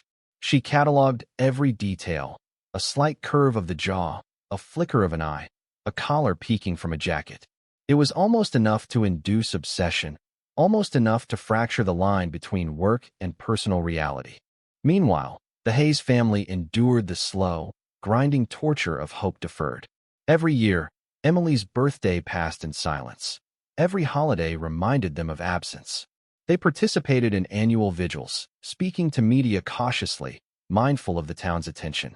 Yet behind closed doors, grief festered like a living thing, gnawing at bones and thoughts. Mark, her former boyfriend, moved away, but Riverside never forgot him. He became a minor character in whispers, a potential suspect in speculative online discussions, a human placeholder for guilt, fear, and uncertainty. Every rumor, every unverified tip, only compounded the pressure on Detective Jensen, who was increasingly aware that cold cases were as much about endurance and patience as about science or logic. By the fifth year, new patterns emerged, almost imperceptible but insistent. Jensen noticed that most witness sightings clustered around specific times, 7:40 to 7:50 p.m., the period when Emily was last seen. Cars observed that evening had returned in subsequent weeks to similar locations at similar times, unusual for random traffic. A previously overlooked neighbor remembered seeing the same van parked near the canal not once, but twice in the weeks prior to Emily's disappearance. The repetition suggested premeditation, planning, observation. Jensen mapped the dates, correlating with weather, municipal activity, even garbage collection schedules, tracing a rhythm, a human cadence hidden in the apparent randomness. An unexpected digital lead emerged. Early social media posts from 2005 referenced a local girl who vanished in 1998, comments that hinted at insider knowledge, vague mentions of seeing things that should never be seen. Jensen traced IP addresses, locations, and user patterns, a virtual trail of breadcrumbs that extended across state lines. Anonymous messages suggested that Emily might have been taken by someone with intimate knowledge of the town, someone who understood both human behavior and the predictability of small communities. Jensen pored over the correspondence, analyzing the language, the timing, the intent. Each word, Each nuance became a potential clue, a mirror reflecting the mind of someone who had remained invisible for years. Pressure intensified from external sources. National media began highlighting Riverside as emblematic of unresolved disappearances, cold cases that lingered like ghosts. True crime documentaries analyzed every known detail, interviewing family members, former officers, and neighbors, replaying grainy photographs and maps in dramatic slow motion. The town, small and usually insulated from national scrutiny, felt exposed, their collective fear amplified. Every new broadcast generated both leads and distractions, forcing Jensen to discern which threads were worth pursuing. She felt the weight of responsibility not just to the investigation, but to the town itself, to the fragile sense of safety and normalcy that had been disrupted for so long. By the 6th year, Jensen had amassed a staggering array of evidence, witness accounts, and digital reconstructions, each piece cataloged meticulously, cross-referenced with multiple databases. She reconstructed Emily's last known steps with uncanny detail, mapping every sidewalk crack, curb edge, and shadowed doorway. She trained her mind to recognize patterns, subtle deviations, anything that suggested a human hand manipulating events. The canal bracelet, long considered a minor clue, became central. Its placement suggested it was dropped, not lost, a potential breadcrumb left intentionally or accidentally by someone intimately familiar with the area. Then a breakthrough, unexpected and almost surreal, arrived in the form of a confession, partial, cryptic, and indirect. An inmate in a nearby county jail called Riverside Police, claiming knowledge of Emily's disappearance. He refused to give specifics over the phone, only hints. "I was there. It wasn't supposed to happen. Look for the shadows near the water. You'll understand." The statement, vague and tantalizing, became the spark that reignited every dormant hypothesis. Jensen cross-referenced the inmate's location, known associates, and alibis, seeking connections to Riverside. Nothing matched definitively, yet every anomaly, every inconsistency became a potential thread leading toward answers. Public engagement reached a fever pitch. True crime blogs dissected every detail of the partial confession. Social media exploded with theories, tips poured in from distant towns, and Riverside became a hub of speculation. Jensen had to navigate the flood carefully, balancing the influx of information with the need for disciplined, methodical analysis. Every call, every message, every email could contain a nugget of truth, yet the majority were distractions, wild guesses, or deliberate misinformation. By the 7th year, Emily's disappearance had become woven into the fabric of Riverside. Residents remembered the fear, the night, the shadowy figures, and the emptiness left behind. Detective Jensen continued to follow leads, review evidence, and challenge assumptions, haunted by the faint possibility that one overlooked detail could unravel years of ambiguity. Every witness, every location, every scrap of digital and physical evidence became a part of an intricate, evolving narrative, one that demanded patience, dedication, and the unyielding pursuit of truth. The case, though technically cold, was far from dormant. Jensen, armed with new technology, new insights, and an obsessive focus, continued to map every conceivable angle, reconstruct every possibility, and interrogate the invisible threads connecting people, places, and events. She knew the nature of cold cases. They demanded endurance, a willingness to dwell in uncertainty, to follow the faintest traces of human behavior, and to confront the shadows that others refused to acknowledge. And somewhere in those shadows, the story of Emily Hayes waited, patient, silent, and unyielding, a secret woven into the very fabric of Riverside, waiting for the moment when persistence, insight, and revelation would converge to finally illuminate the truth. By the 8th year, Riverside had become a town haunted by memory. Every October, leaves falling like confetti of shadows reminded the community of Emily Hayes, of the night she disappeared, of the absence that lingered in every home, every streetlight, every whispered conversation. Detective Jensen had become almost synonymous with the case, her life consumed by the relentless pursuit of truth, her days measured by the minutiae of the investigation. She reviewed old photographs with fresh eyes, noting the angle of streetlights, the distortions in shadows, the faint reflections in windows that had once been dismissed as irrelevant. Every frame, every pixel, became a potential witness, every shadow a possible clue. A pattern began to emerge from the noise, subtle yet undeniable.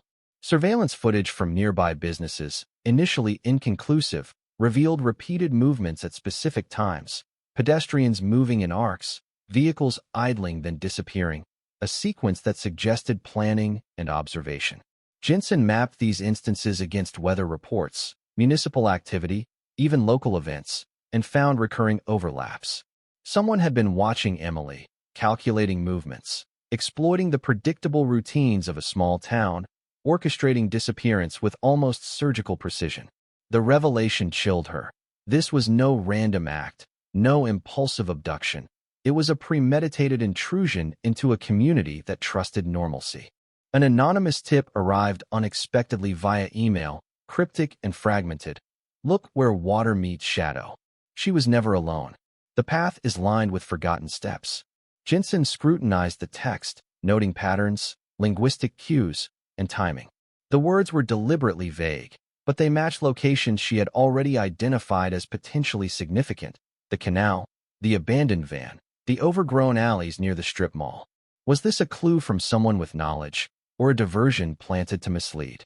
In cold cases, every detail demanded scrutiny, no matter how obscure or unsettling. Witnesses continued to emerge from obscurity, their recollections fragmented, unreliable, yet occasionally illuminating. A delivery driver remembered a young man carrying a small, tightly wrapped bundle near the canal weeks before Emily disappeared. He had dismissed it at the time, preoccupied with his route, unaware that he had observed a pivotal moment. Jensen cross-referenced this account with other sightings, timing, and locations. A web of subtle coincidences began to form: overlapping paths, repeated sightings, anomalies in behavior that collectively suggested the presence of an observer, a planner, a participant in events no one had fully comprehended. The community's patience, already frayed, was stretched to the breaking point. Parents whispered warnings to children, local businesses posted reminders about safety, and streets once familiar now felt unfamiliar, shadowed, watched.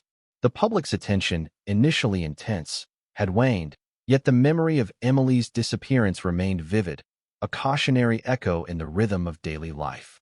Jensen understood the psychological weight of cold cases. The trauma was not confined to the victim's family. It permeated the environment, infiltrating collective consciousness, shaping behaviors, instilling subtle dread.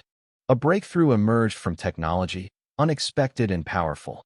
Enhanced analysis of the dark sedan revealed patterns of movement previously unnoticed. The vehicle, initially a blur, displayed faint but consistent traces of travel routes, roads frequently traversed, areas of loitering, strategic positioning near potential witnesses.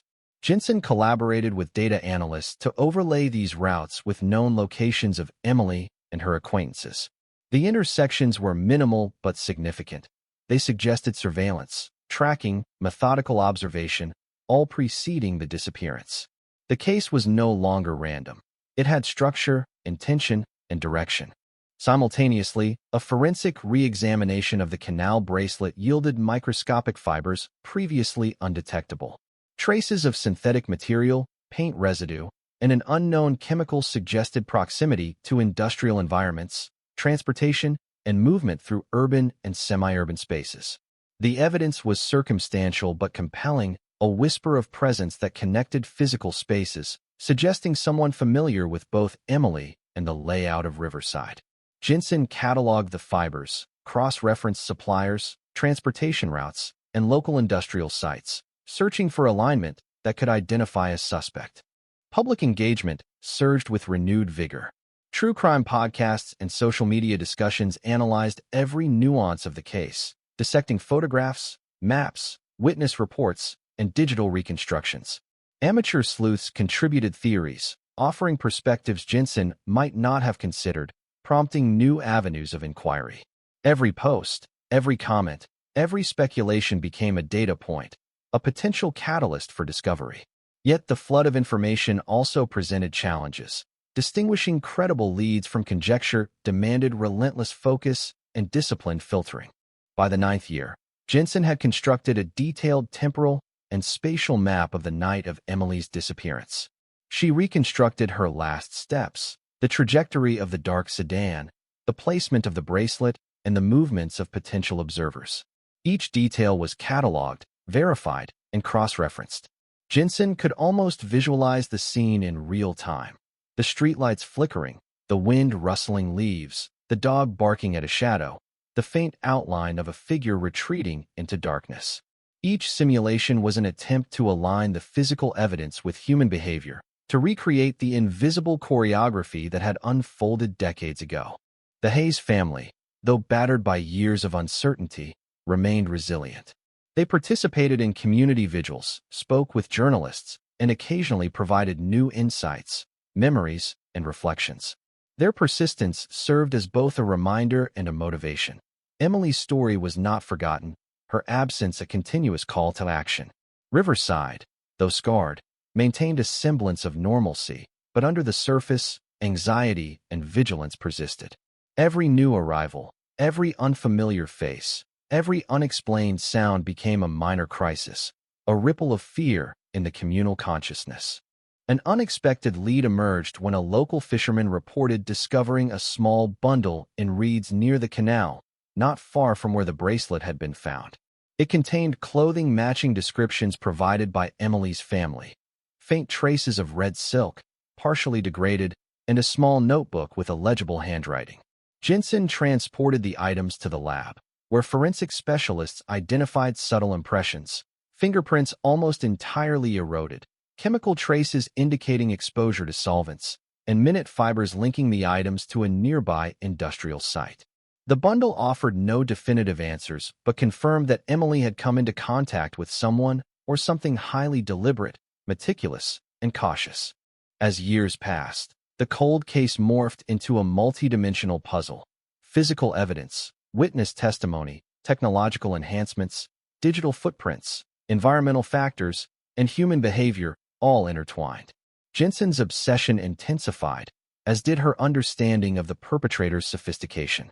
This was someone who had anticipated police procedures, who had manipulated time and space to obscure presence, leaving only whispers and shadows behind. Each discovery was both exhilarating and terrifying, a glimpse into a calculated mind capable of evading detection for years. By the 10th year, Riverside had settled into a tentative rhythm of remembrance. Emily's disappearance remained a silent presence, woven into the town's identity. The cul-de-sac where she vanished was meticulously maintained, almost as a shrine, leaves swept away, streetlights checked, the air imbued with quiet tension. Parents still warned children, strangers were scrutinized, and the memory of that autumn night persisted in ways both subtle and overt. Detective Jensen, now a veteran in cold case investigation, continued her relentless pursuit, aware that the smallest anomaly, the faintest detail, could unravel the decades of mystery and finally bring closure. Every investigative avenue, no matter how obscure, was pursued. Jensen coordinated with other jurisdictions, reviewing similar cold cases in neighboring counties, identifying patterns, behaviors, and methods. The similarities were subtle yet notable. A repeated strategy of surveillance, strategic placement of evidence, deliberate misdirection. Jensen considered psychological profiles, attempting to understand the perpetrator's motivations, habits, and likely responses to investigative pressure. Every new insight strengthened the web of understanding, bringing the invisible architect of the disappearance into sharper conceptual focus. And yet, the final truth remained elusive. Every simulation, every forensic enhancement, every witness interview brought clarity only to reveal further gaps. The dark sedan, the canal bracelet, the abandoned bundle, the shadowy figure, all hinted at an orchestrated disappearance, a plan executed with precision and patience. Riverside continued to exist in parallel realities, one of ordinary life, the other haunted by the absence, the mystery, and the persistent question of who had taken Emily Hayes and why. Detective Jensen, despite years of frustration, maintained a relentless focus. She knew that cold cases demanded not just intellect, but endurance, not just observation, but patience, not just evidence, but insight. Each day, each hour, each painstaking review brought her closer to understanding, closer to reconstructing the invisible narrative, closer to glimpsing the hidden truth lurking within shadows, water, and memory. Emily Hayes had vanished into the darkness. Yet through perseverance, technology, and human tenacity, the threads of her story were slowly being woven into clarity, awaiting the moment when the final revelation would emerge, shattering silence and bringing long-awaited resolution to a town suspended in grief and uncertainty. By the 11th year after Emily Hayes vanished, Riverside had settled into a fragile equilibrium, a town scarred but persisting, living under the shadow of the unknown. The cul-de-sac where she had disappeared remained eerily silent at night, even as life carried on around it. Detective Laura Jensen, now widely regarded as an expert in long-term cold cases, immersed herself completely in the layers of evidence she had accumulated over more than a decade. Her office walls were plastered with timelines, photographs, maps, sticky notes, and diagrams connecting incidents that, at first glance, seemed unrelated.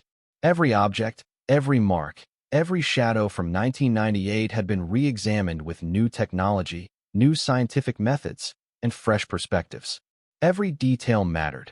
Every fragment could be the thread that unraveled the decades-long mystery.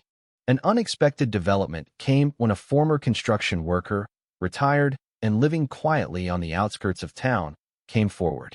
He had been working near Riverside's canal system in 1998 and mentioned seeing a small, black satchel tucked between reeds, partially submerged in water. At the time, he had ignored it, assuming it was trash. Jensen's team rushed to the site, combing the canal with sonar, nets, and divers. The bundle had shifted with the years, partially covered by mud and silt, but remnants of fabric, fragments of a notebook, and items that could be linked to Emily were recovered. Forensics revealed that fibers embedded in the fabric matched the same synthetic traces previously found on the bracelet. It was a connection that could not be ignored, a tangible, undeniable link to the vanished girl.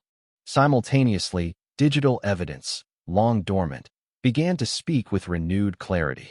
Emails from 1999, never previously examined thoroughly, suggested communication between unknown individuals discussing surveillance in Riverside, references that were initially dismissed as mundane or unrelated.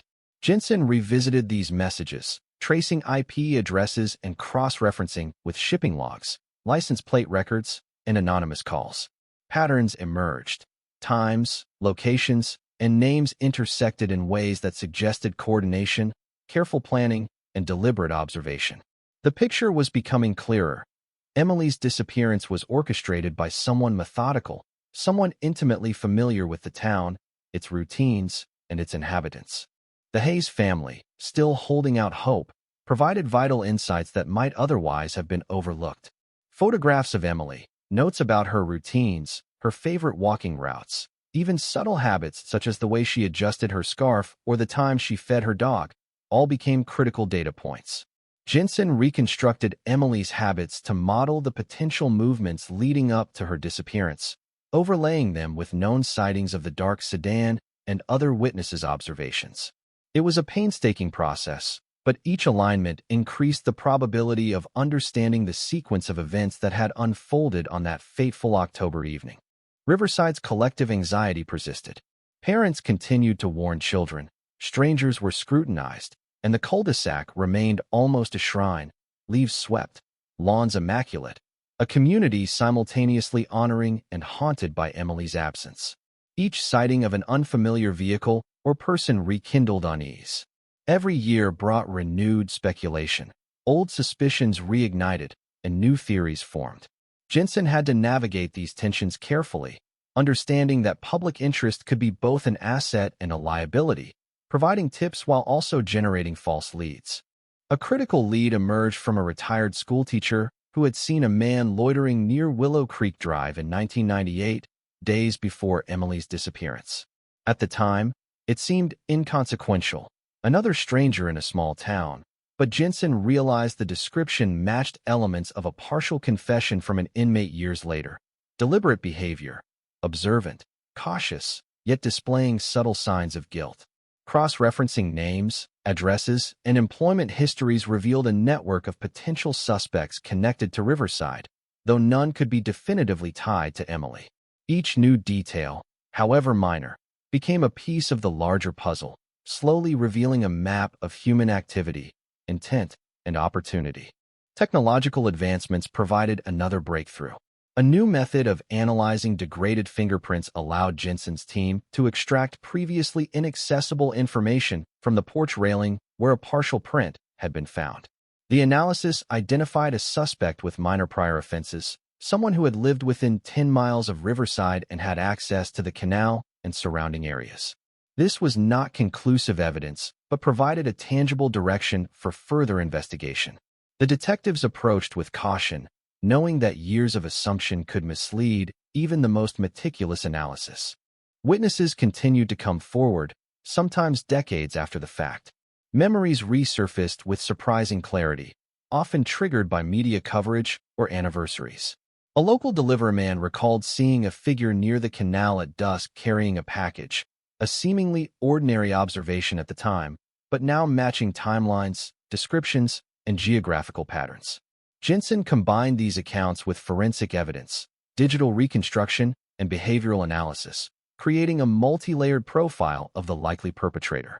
Each piece reinforced the understanding that Emily's disappearance was not random, but the product of deliberate, calculated planning. Public interest spiked as the case became a topic of true crime documentaries and podcasts. Experts weighed in, analyzing sequences of events, witness testimonies, and the physical evidence with dramatic flair. Riverside residents revisited the past, recalling subtle anomalies in behavior, vehicles, or interactions that had seemed insignificant. Every conversation, every recollection, became part of a tapestry of memory and speculation. Jensen sifted through this influx of information, seeking patterns, connections, and credible leads while filtering out misinformation. By the 12th year, the investigation had reached a critical phase. Jensen identified multiple intersecting threads suggesting that the person responsible had remained within Riverside for years, maintaining a low profile while observing law enforcement patterns.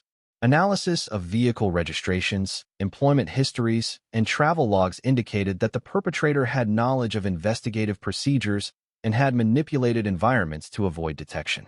Every meticulous action, from package placement to surveillance, suggested a highly methodical individual, intelligent and careful, who had orchestrated events with foresight and patience. A breakthrough emerged when forensic analysts revisited clothing fibers from the recovered bundle near the canal. Chemical residues, trace metals, and synthetic fibers all aligned with locations frequented by one of the suspects identified through the partial fingerprint match. The convergence of physical evidence, witness accounts, and behavioral patterns created a compelling narrative. Emily Hayes had been observed, abducted, and moved deliberately, with her absence concealed through a combination of meticulous planning, manipulation, and environmental knowledge. Detective Jensen knew that the final pieces were within reach, yet the complexity and subtlety of the perpetrator's actions required careful, methodical execution. Each lead was verified multiple times, each observation corroborated with physical evidence and digital analysis. The investigation was approaching a crescendo, a moment where decades of persistence, patience, and meticulous attention to detail could finally yield the clarity that had eluded Riverside for so long. And yet, the town remained suspended in uncertainty. Emily's absence was both a memory and a presence, influencing behaviors, shaping the collective consciousness, and embedding itself in the community's narrative. Every streetlight, every shadow, every unexplained sound reminded Riverside of the night she disappeared. Jensen understood the psychological weight of the investigation. Solving the case would not only provide closure for Emily's family, but also release the town from a lingering, unspoken tension that had persisted for over a decade. The case, though nearly 13 by the 13th year, Detective Jensen had become almost inseparable from the case. The boundaries between her life and Emily Hayes' disappearance blurred by obsession, persistence, and relentless pursuit. Riverside, once a quiet town, had been transformed by the weight of the unresolved mystery. Every street, every shadow, every rustling tree seemed to carry echoes of that night. Jensen had spent countless hours reconstructing the environment, analyzing minute details that others overlooked, the placement of a loose brick on a sidewalk, the angle of streetlights, the subtle wear on canal railings, even the debris in the gutters. Each micro-detail was a potential witness, each shadow a message left behind, a clue unnoticed for decades. A breakthrough arrived unexpectedly. A local handyman, now retired, came forward with a recollection long buried. He remembered seeing a man carrying a dark, unmarked satchel near the canal, a figure who seemed hyper-aware of his surroundings, glancing repeatedly over his shoulder. At the time, he had ignored it as nothing more than a passerby, but Jensen recognized its significance immediately. The description aligned with a partial confession from a long-incarcerated individual in a nearby county jail, the same one who had cryptically mentioned Emily in fragmented statements years before. Cross-referencing the timing, location, and physical description revealed a convergence that could no longer be dismissed. Jensen revisited the recovered items from the canal, including the bracelet and the small bundle of clothing.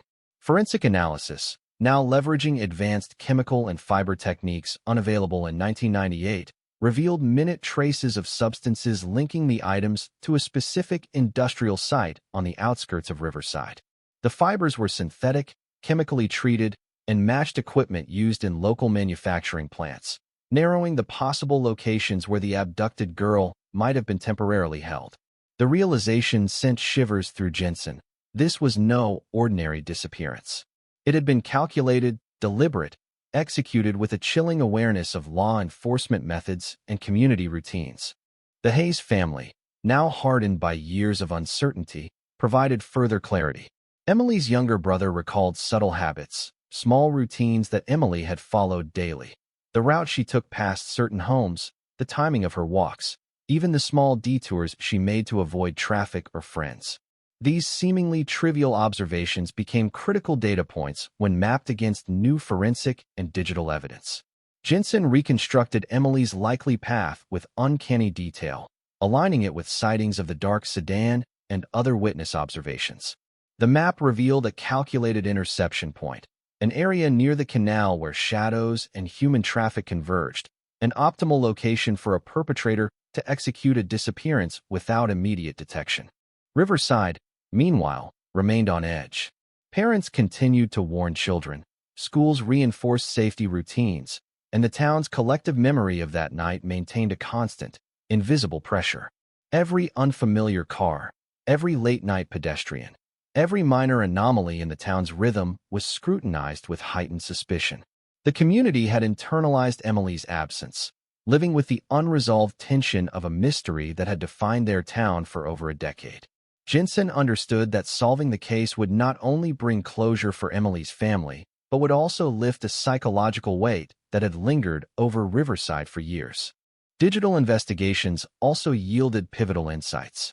A long-forgotten email account, accessed using newly available recovery techniques, contained exchanges between unknown individuals discussing Emily Hayes in coded language. These communications, previously dismissed as irrelevant, now aligned with locations, dates, and behaviors observed through physical evidence. The pattern revealed coordination, monitoring, planning, and deliberate orchestration of events. Jensen, working with cyber forensics specialists, decoded portions of the exchanges, discovering references to specific areas in Riverside, timelines of Emily's routine, and cryptic mentions of contingency plans. It was as though the perpetrator had documented every step in advance, confident that time and inattention would obscure the truth. Witnesses resurfaced after years of silence. A former school janitor recalled seeing the dark sedan parked unusually long near the strip mall, a man visible inside, glancing repeatedly toward the cul-de-sac. A neighbor described faint sounds near the canal, footsteps in the reeds, a muffled thud, the echo of a voice that could not be identified. Combined with forensic evidence, these observations began to form a coherent sequence of events. Jensen created simulations, overlaying witness accounts, recovered evidence, and digital data to reconstruct a timeline. Each iteration brought new insights, subtle patterns, and unsettling possibilities. The community's anxiety intensified as media coverage reignited public interest. National outlets highlighted Riverside's unresolved cold case. Interviews with Jensen and the Hayes family drawing attention to the meticulous investigation that had endured for over a decade. Riverside residents, revisiting memories and observations, contributed new tips, some accurate, some speculative, all requiring careful vetting. Jensen had to balance public input with methodical analysis, understanding that while new leads were invaluable, misinformation could divert resources and attention from critical evidence. A pivotal development occurred when forensic analysts revisited the dark sedan's previous sightings. Paint residue and dirt trapped in the wheel wells, analyzed with modern technology, revealed microscopic traces consistent with soil and industrial byproducts from a particular Riverside location. This evidence linked the vehicle directly to the previously identified industrial site, further narrowing the suspect pool. Jensen cross-referenced employment records, residency history, and vehicle registration, uncovering individuals with access to both Riverside and the industrial facilities. One name emerged with particular prominence: a man with prior minor offenses, familiar with the town's layout, observed frequently near locations central to the investigation. The Hayes family contributed further context, recalling subtle behavioral patterns in Emily's interactions with certain individuals in 1998. These memories, combined with witness testimonies and physical evidence, created a clearer picture of potential motives and opportunities. Jensen began developing psychological profiles, assessing behavioral tendencies, likely reactions, and risk thresholds of the identified suspect.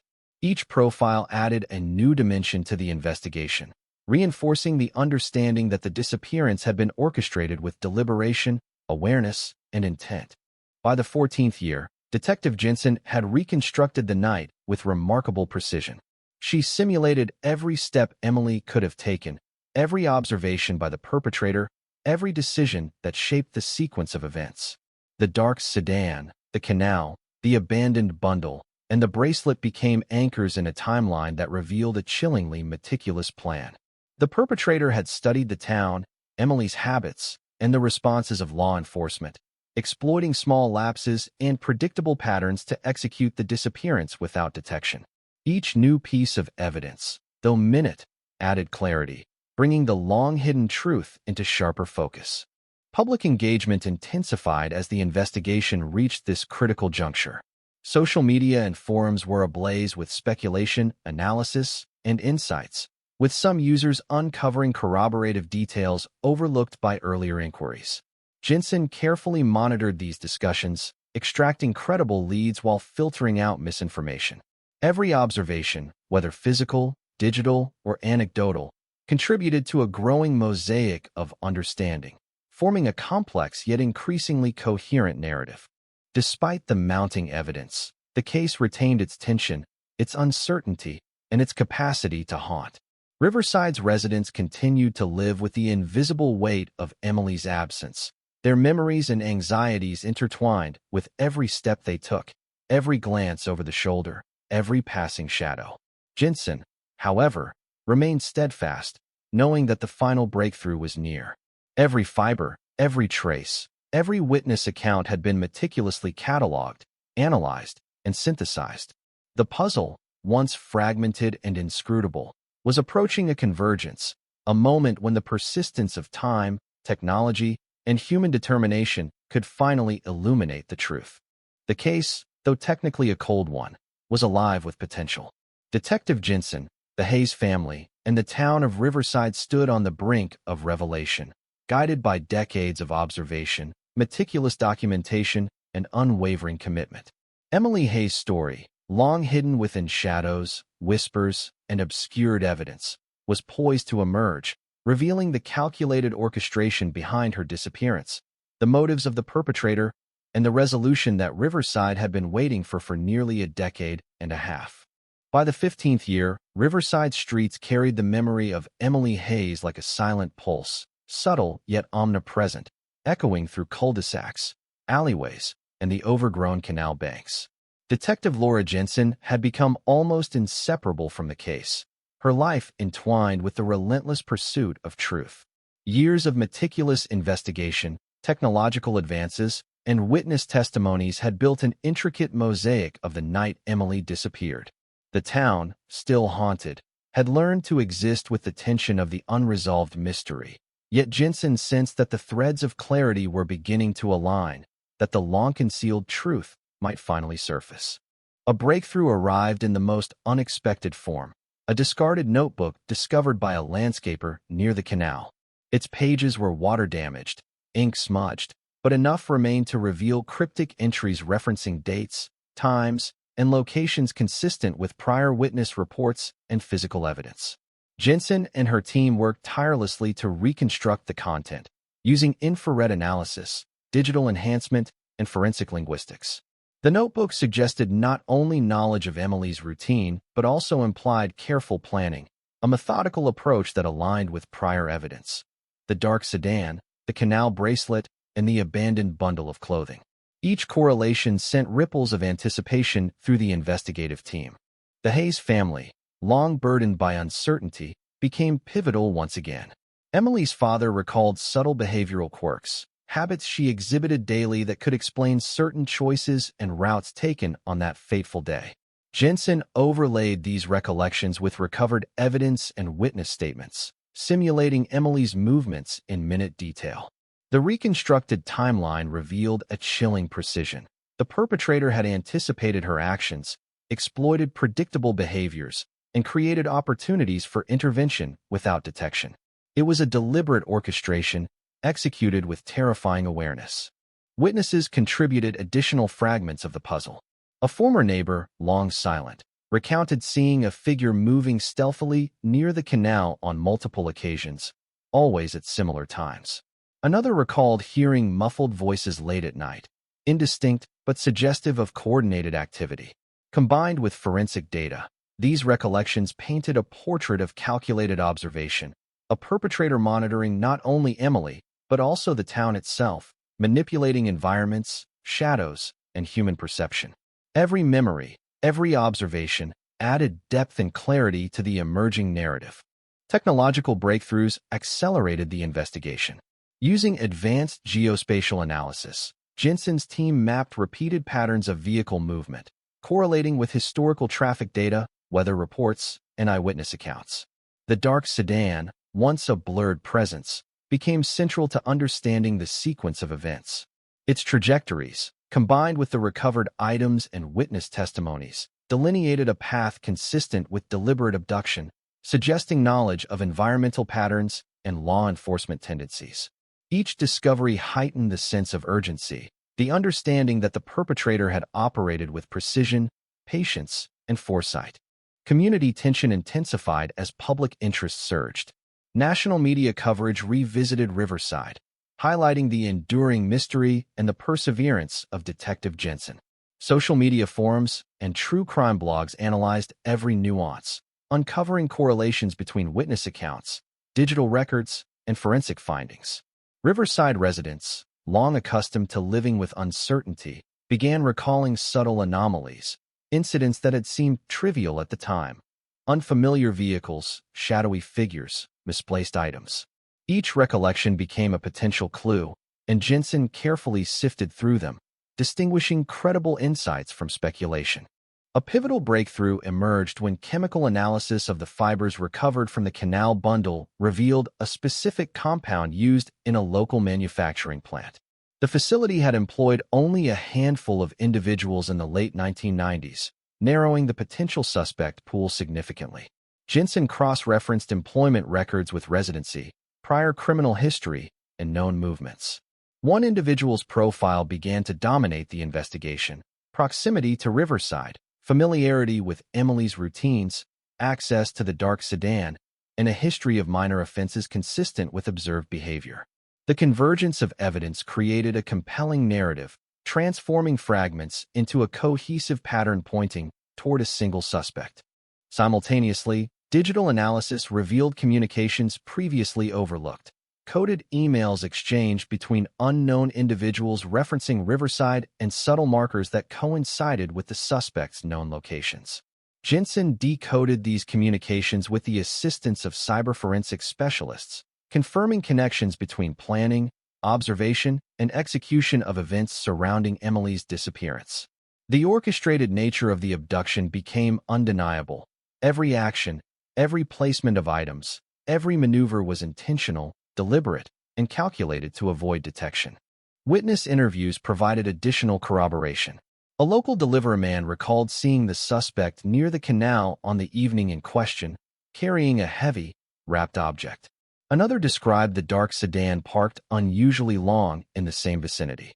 These accounts, combined with forensic evidence, digital analysis, and behavioral profiling, formed an increasingly precise picture of the perpetrator's actions and methods. The investigative team meticulously aligned every detail, confirming consistency across multiple independent sources. By the 16th year, Jensen's simulations of Emily's movements and the suspect's observed patterns reached remarkable clarity. The reconstructed timeline revealed a chilling sequence: predictable routines, carefully monitored locations, strategically placed obstructions, and deliberate diversions that facilitated the abduction.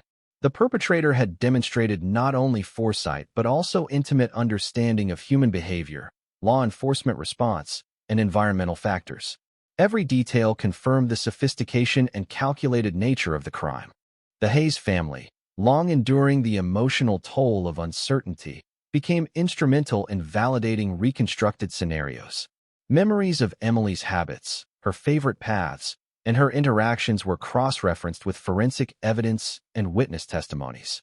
The alignment of personal recollections with material evidence provided a compelling framework for understanding the events leading to her disappearance.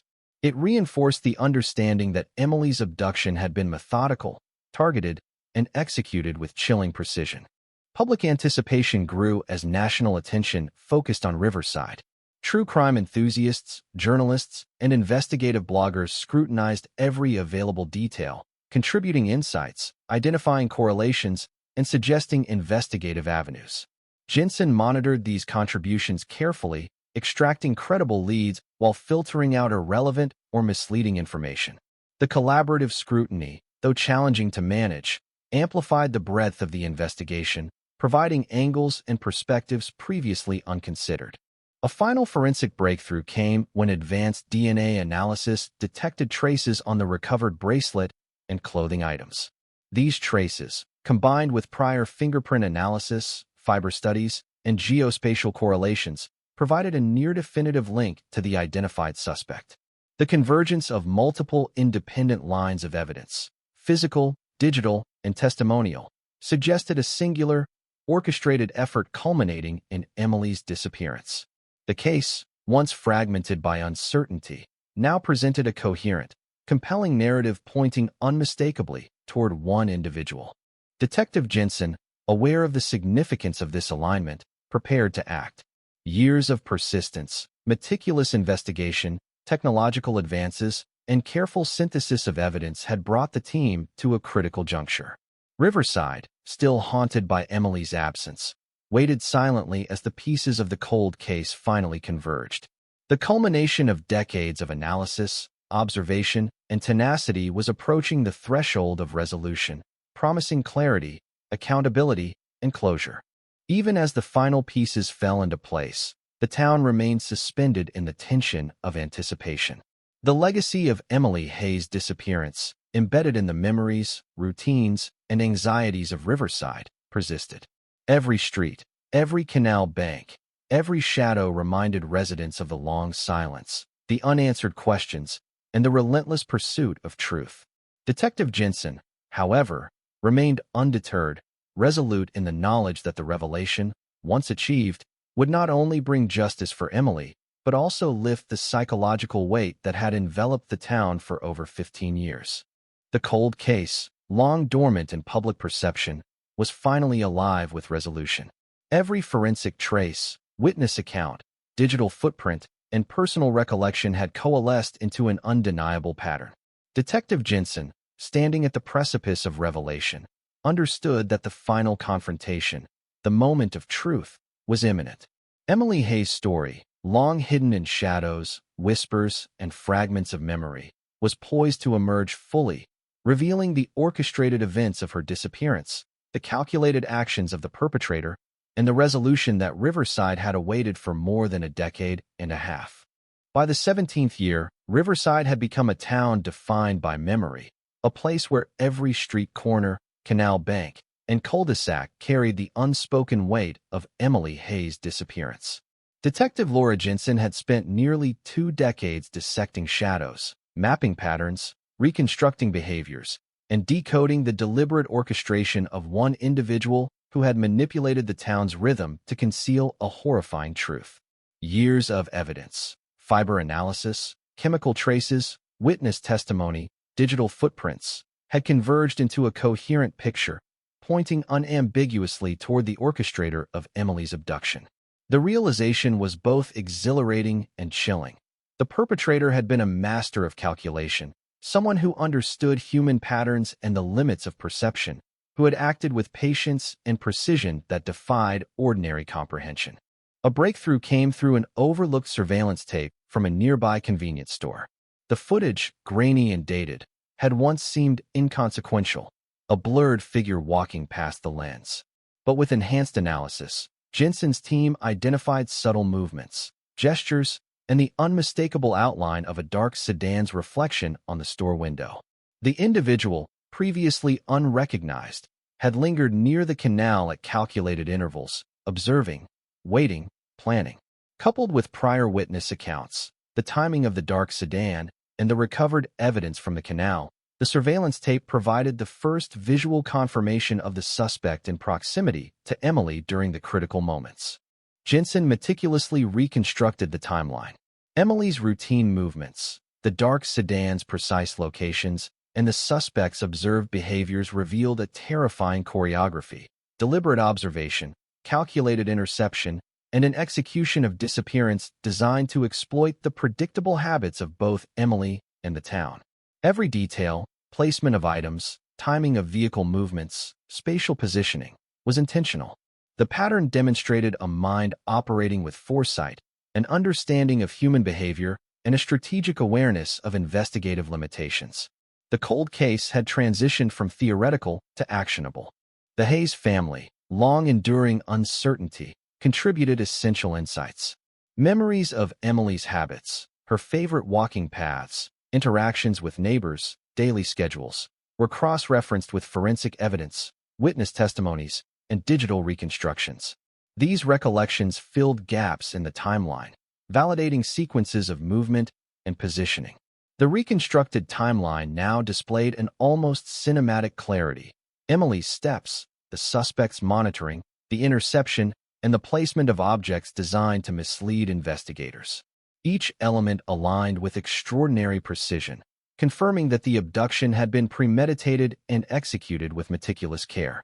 New witness accounts emerged, some hesitant, some previously unspoken due to fear or uncertainty. A local fisherman recalled observing a figure carrying a wrapped bundle along the canal at dusk, the movements deliberate, careful, yet suggestive of urgency.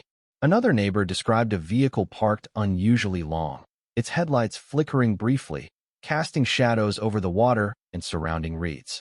These accounts, combined with forensic analysis, digital reconstruction, and behavioral profiling, created an increasingly detailed and compelling picture of the perpetrator's actions and intentions.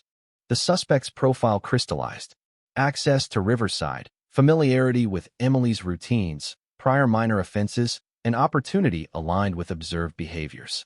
Jensen combined fiber analysis, chemical residue from the recovered bundle, geospatial data from vehicle movements, and witness testimonies to construct a multidimensional profile. The suspect had orchestrated events with patience, exploiting small lapses and predictable routines, demonstrating both cunning and knowledge of law enforcement patterns. The meticulousness of the abduction revealed a calculated mind, one that had operated undetected for nearly 2 decades.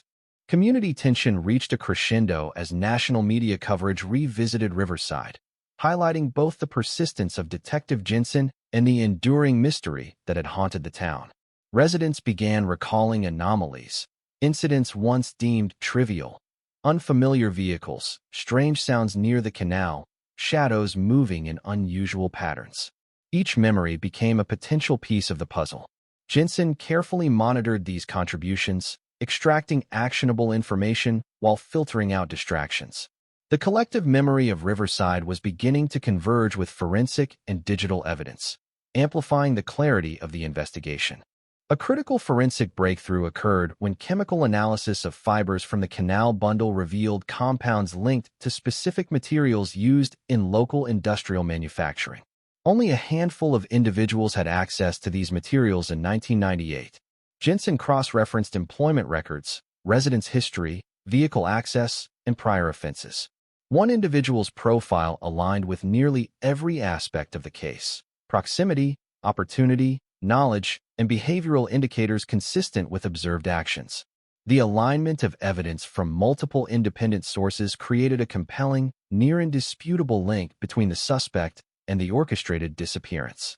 Digital evidence corroborated these findings. Decades-old emails, once thought irrelevant, revealed coded communication discussing Emily Hayes, local schedules, and behavioral observations. Jensen, working with cyber forensics experts, decoded messages referencing locations, dates, and surveillance, matching prior witness observations and forensic data. The convergence of physical, testimonial, and digital evidence left no ambiguity. Emily Hayes' disappearance had been executed with precision by an individual who understood both human behavior and investigative limitations. As the 17th year progressed, Jensen's team reconstructed the final moments before Emily's abduction. The dark sedan positioned strategically near the canal, the suspect observing her routine, anticipating her path, intercepting her with calculated timing. The recovered items, the bracelet, the clothing bundle, the water-damaged notebook, all fit seamlessly into this reconstruction, revealing deliberate placement intended to mislead investigators. Behavioral patterns, movement simulations, and forensic data combined to create a chillingly coherent narrative of events, a sequence executed with cold, calculated intent. The Hayes family, aware of the impending breakthrough, braced for the revelation that had eluded them for nearly 2 decades. The town, long haunted, sensed the shift, the culmination of years of meticulous investigation, the alignment of evidence, and the convergence of multiple investigative threads. Riverside's memory, once fragmented by fear and speculation, was about to intersect with the clarity of truth. Detective Jensen, poised on the threshold of resolution, understood the gravity of the moment. Every step, every analysis, every painstaking reconstruction had led to this point. The final confrontation, both procedural and psychological, approached. Jensen coordinated with local authorities, ensuring all elements of the case were meticulously documented and legally actionable. The suspect's behaviors, movements, and prior history were analyzed to anticipate responses, secure evidence, and prevent obstruction. The culmination of years of forensic analysis, witness testimony, behavioral profiling, and digital investigation created a framework for action that was precise, strategic, and unavoidable. As Riverside prepared to confront its long-standing mystery, the town remained suspended in anticipation. The weight of Emily Hayes' absence, carried silently for 17 years, would soon be met with revelation, accountability, and closure. Detective Jensen, unwavering in focus, understood that the culmination of nearly 2 decades of relentless pursuit would finally illuminate the orchestrated abduction, the meticulous planning, and the identity of the individual who had exploited the predictability of a small town to conceal a chilling crime. The case, long perceived as dormant, had awakened with a clarity that left no room for uncertainty. Every fiber, trace, observation, and testimony had converged into a coherent, undeniable pattern.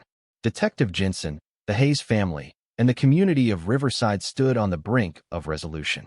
Emily Hayes' story, long obscured by shadows, whispers, and fragments of memory, was poised to emerge in full, revealing the deliberate orchestration, calculated execution, and the moment of truth that would finally break the silence haunting a town for nearly 2 decades.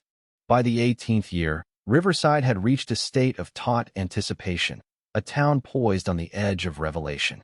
Detective Laura Jensen, relentless and meticulous, had reconstructed nearly every conceivable detail of Emily Hayes' disappearance. Shadows, movements, and fragments of evidence had coalesced into a terrifyingly coherent sequence. The dark sedan, once a blurred specter in witness accounts, had been traced with precision. The fibers from the canal bundle, the chemical residues, and the recovered bracelet now aligned seamlessly with digital evidence, surveillance footage, and cryptic communications. Every avenue pointed unmistakably toward the orchestrator of a crime that had haunted the community for nearly 2 decades. An anonymous tip, timed almost prophetically, arrived via secure email, containing coordinates and a brief notation. Where the water bends, the truth waits. Jensen recognized the precision of the message immediately. It matched the trajectory of the dark sedan and several previously mapped locations of observed activity. The team moved quickly, navigating the overgrown paths along the canal, noting subtle disturbances in the earth, flattened reeds, and signs of long-ignored human presence. Each clue reinforced the chilling reality. Emily's disappearance had been deliberate, methodical, and executed with careful attention to timing, environment, and human predictability. Witnesses provided last-minute corroboration. A former neighbor recalled hearing muffled sounds late in the evening, faint thuds, and hurried movements near the canal. A retired postal worker remembered delivering packages to a nearby address with unusual frequency, the timing and handling inconsistent with ordinary deliveries.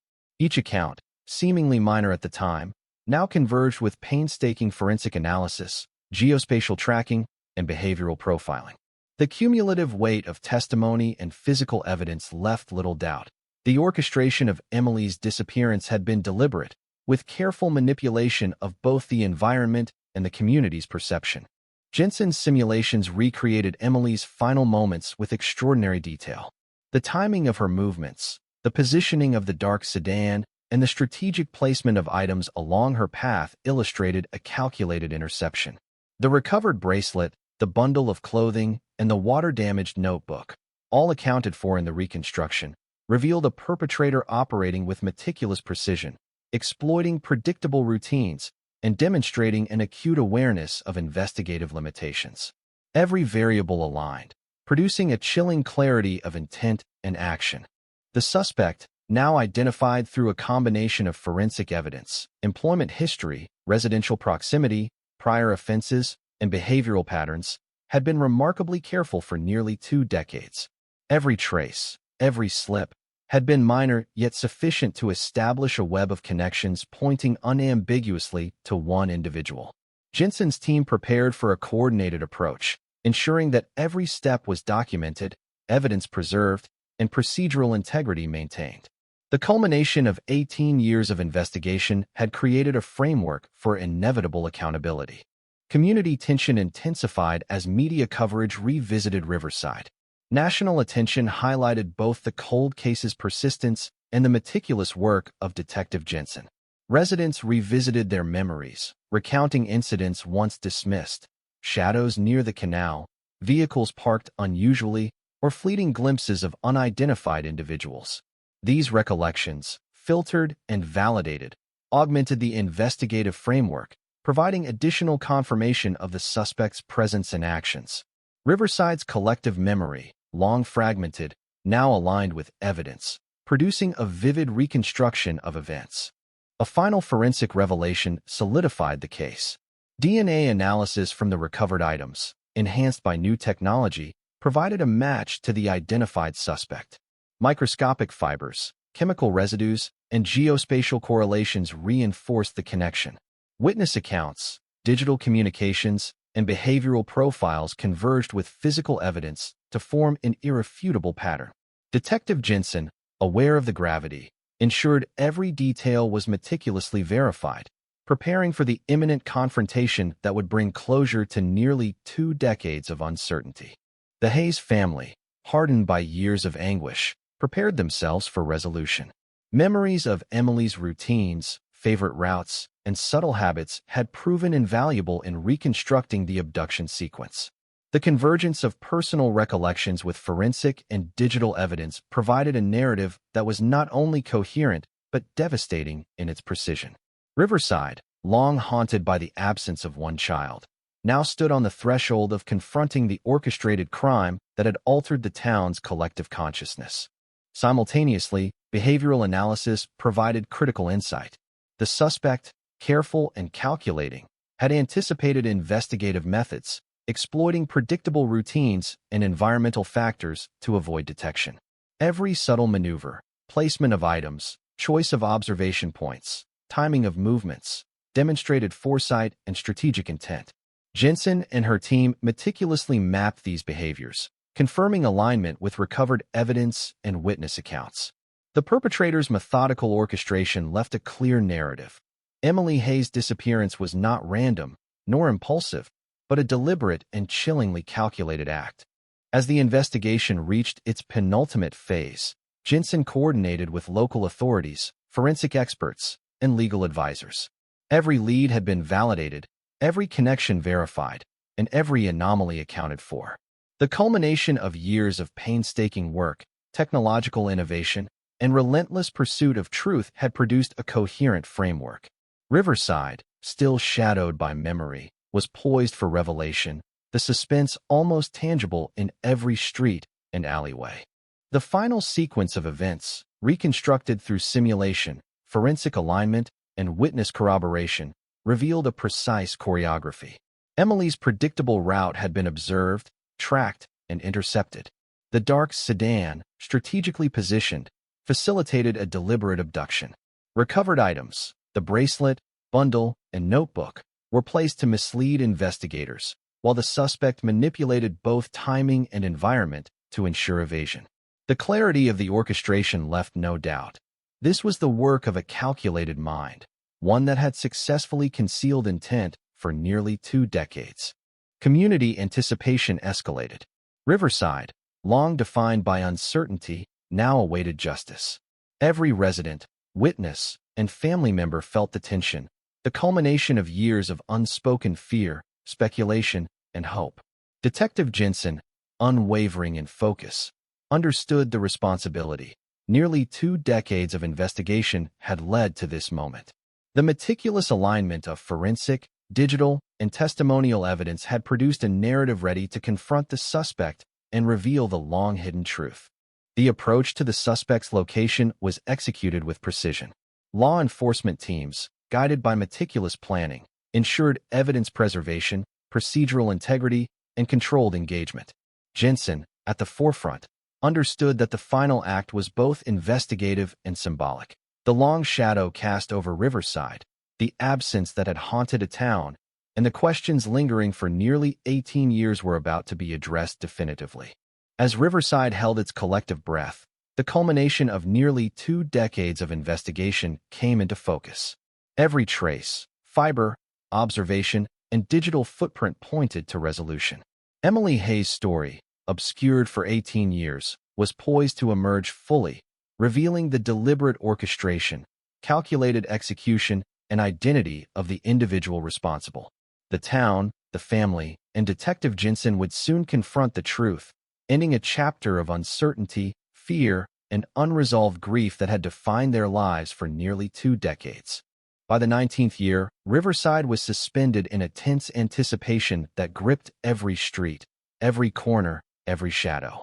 Detective Laura Jensen, her focus honed by nearly 2 decades of relentless investigation, had orchestrated the final stages of a pursuit that spanned 18 years of fragments, whispers, and shadows.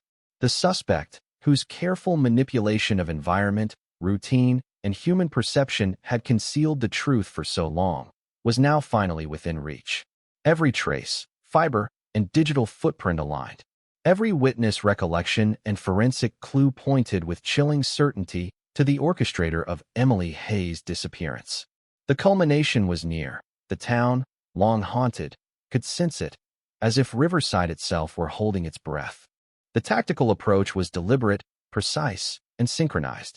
Law enforcement units, guided by forensic data, behavioral analysis, and geographical profiling, moved silently through familiar streets, back alleys, and shadowed paths, tracking subtle signs overlooked for nearly 2 decades. Jensen, leading the team, reviewed every detail: the dark sedan's historical locations, the placement of recovered items, the timing of the abduction, and the suspect's behavioral tendencies. The plan was simple in concept but terrifying in implication: confront, apprehend, and reveal the truth that had eluded the town for almost 20 years. The suspect's residence, a modest, nondescript home on the outskirts of Riverside, appeared ordinary at first glance. But to Jensen and her team, it resonated with decades of subtle manipulation: the angles of windows, the worn paths in the yard, the concealed storage areas, all hinted at deliberate concealment. Fiber analysis from recovered items, chemical residues from industrial compounds, and geospatial correlations all pointed toward this location.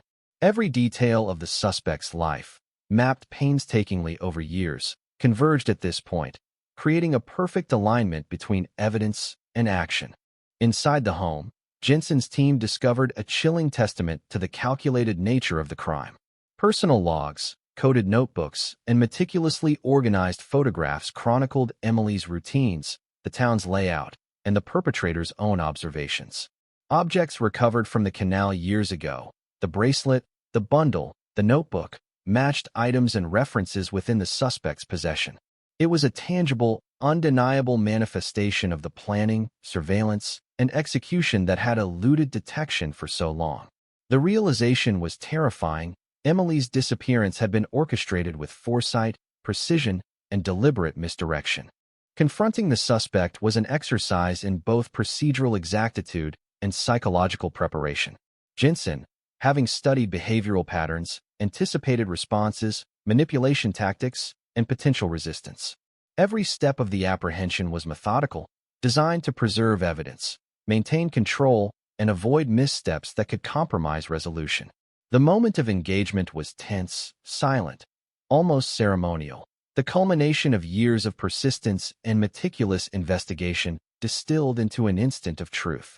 The suspect's initial reaction was a mixture of disbelief, calculated composure, and subtle evasion, but forensic evidence, digital records, and testimonial corroboration were inescapable. The convergence of decades of investigative labor created an unbreakable chain linking the individual to the disappearance. Confronted with overwhelming evidence, the suspect finally began to reveal the truth, fragmented at first, then more coherent. A confession slowly unraveling the orchestration that had haunted Riverside for almost 20 years. The revelation was both shocking and horrifying in its clarity. Emily Hayes' disappearance had been premeditated, executed with meticulous attention to environmental and behavioral variables. The dark sedan, the canal, the recovered items, and the documented observations were all part of a carefully constructed sequence designed to mislead investigators and conceal the perpetrator's intent. Every element, from fiber traces to chemical residues, from witness accounts to digital communications, fit into a deliberate, calculated narrative. Riverside, long suspended in uncertainty, was finally confronted with the reality of the crime. The Hayes family, present during the resolution, experienced a whirlwind of emotion: relief, horror, grief, and closure intertwined. The painstaking reconstruction of events, corroborated by confession and physical evidence, confirmed suspicions nurtured over decades. Every subtle observation, forgotten memory, and fragment of evidence aligned with the truth. Emily's absence, long a source of agony and speculation, was now contextualized within a horrifyingly deliberate sequence of actions executed with precision, knowledge, and foresight. Community reaction was immediate and visceral. Riverside, long defined by memory and uncertainty, confronted a reality both relieving and terrifying. Parents revisited routines, residents reconsidered past observations, and collective anxiety began to shift into understanding and closure.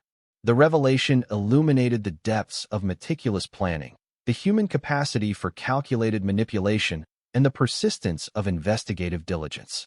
Detective Jensen's work, nearly 2 decades in the making, transformed fragments of evidence, witness memories, and digital traces into a coherent, undeniable narrative of truth and accountability.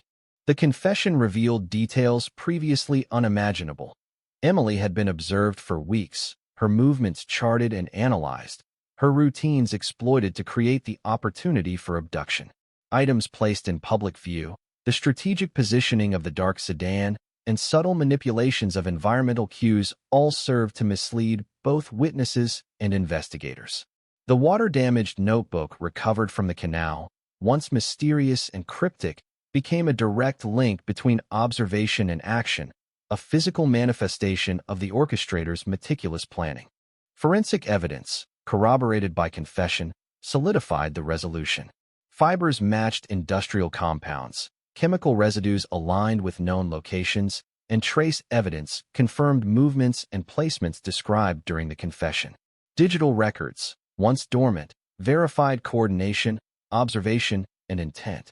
Behavioral patterns, meticulously profiled over years, aligned perfectly with the actions confessed. The case, once fragmented and cold, now existed as a fully coherent, irrefutable sequence of cause, action, and consequence. As Riverside processed the revelation, the psychological weight of nearly 2 decades began to lift. The town, long haunted by uncertainty and fear, began to reconcile memory with truth. Detective Jensen, resolute and exhausted, documented every detail, ensuring legal integrity, procedural accuracy, and the preservation of evidence. Emily Hayes' story, long obscured by shadows, whispers, and fragments of memory, had finally emerged, complete with clarity, accountability, and closure. The final moments of confrontation, the extraction of confession, and the secure handling of evidence marked the culmination of years of meticulous investigation. Every detail verified, every sequence reconstructed, every piece of testimony aligned. Riverside had reached the resolution that had eluded it for almost 20 years. Detective Jensen, reflecting on the relentless pursuit, understood the gravity. Decades of persistence, analysis, and unwavering focus had finally illuminated the orchestration, execution, and identity of the perpetrator. Emily Hayes' story, once fragmented and obscured, was now whole. Riverside, long suspended in the tension of unresolved mystery, could finally confront the truth.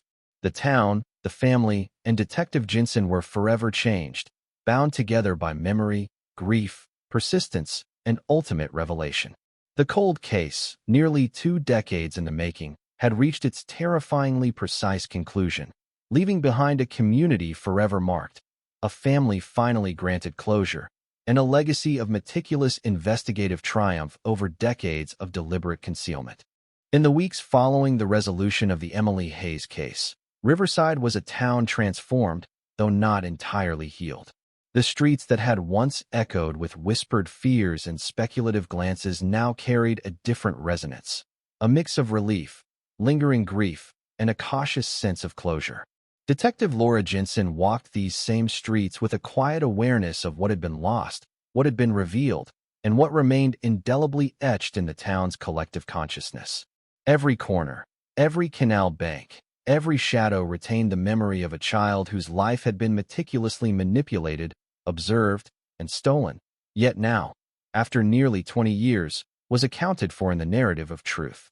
The Hayes family, though emotionally battered by decades of uncertainty, experienced a fragile restoration of agency and understanding. Memories long haunted by what-ifs and if-onlys were reframed in the context of confirmed events. Emily's routines, once innocuous and private, were now recognized as critical threads in a carefully orchestrated sequence of events that had eluded scrutiny for nearly 2 decades. Each recollection, each remembered quirk, each long-forgotten habit now held significance. The family, while grieving the years lost and the trauma endured, found solace in understanding, in the knowledge that Emily's story, long obscured, was finally told in full. Riverside itself underwent a collective reckoning. The town's residents, many of whom had internalized Emily's absence as an omnipresent, invisible weight, began to process the convergence of memory and fact.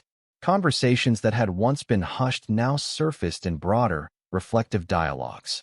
Parents, teachers, and community leaders revisited old decisions, old assumptions, and old fears, acknowledging the extraordinary lengths taken by one individual to manipulate perceptions and conceal intent. The revelations challenged the town's sense of normalcy, forcing a confrontation with the reality of human cunning, persistence, and the consequences of overlooked subtlety. Detective Jensen, though publicly lauded for her diligence, carried a private burden: the understanding that nearly 2 decades of attention, vigilance, and psychological immersion left indelible marks. The case had become inseparable from her identity. Each breakthrough, every lead, and all forensic alignments required not only professional skill, but also profound emotional resilience. The satisfaction of resolution was intertwined with an acute awareness of human fragility, both of the victim and the community, and the sobering reminder of how meticulously a life could be manipulated and disrupted. Forensic experts, digital analysts, and investigative teams debriefed extensively, documenting every procedure, decision, and method that contributed to the eventual resolution. Lessons learned extended beyond Riverside, providing invaluable insights into cold case methodologies, long-term evidence preservation, and behavioral analysis. Emily Hayes' case became a reference point for law enforcement nationwide, a testament to persistence, technological integration, and the synthesis of multiple investigative disciplines over decades. The town's tragedy, while deeply personal, had broader implications for the understanding of premeditated abductions and the resolution of long-dormant crimes. Yet the emotional echo of the case persisted.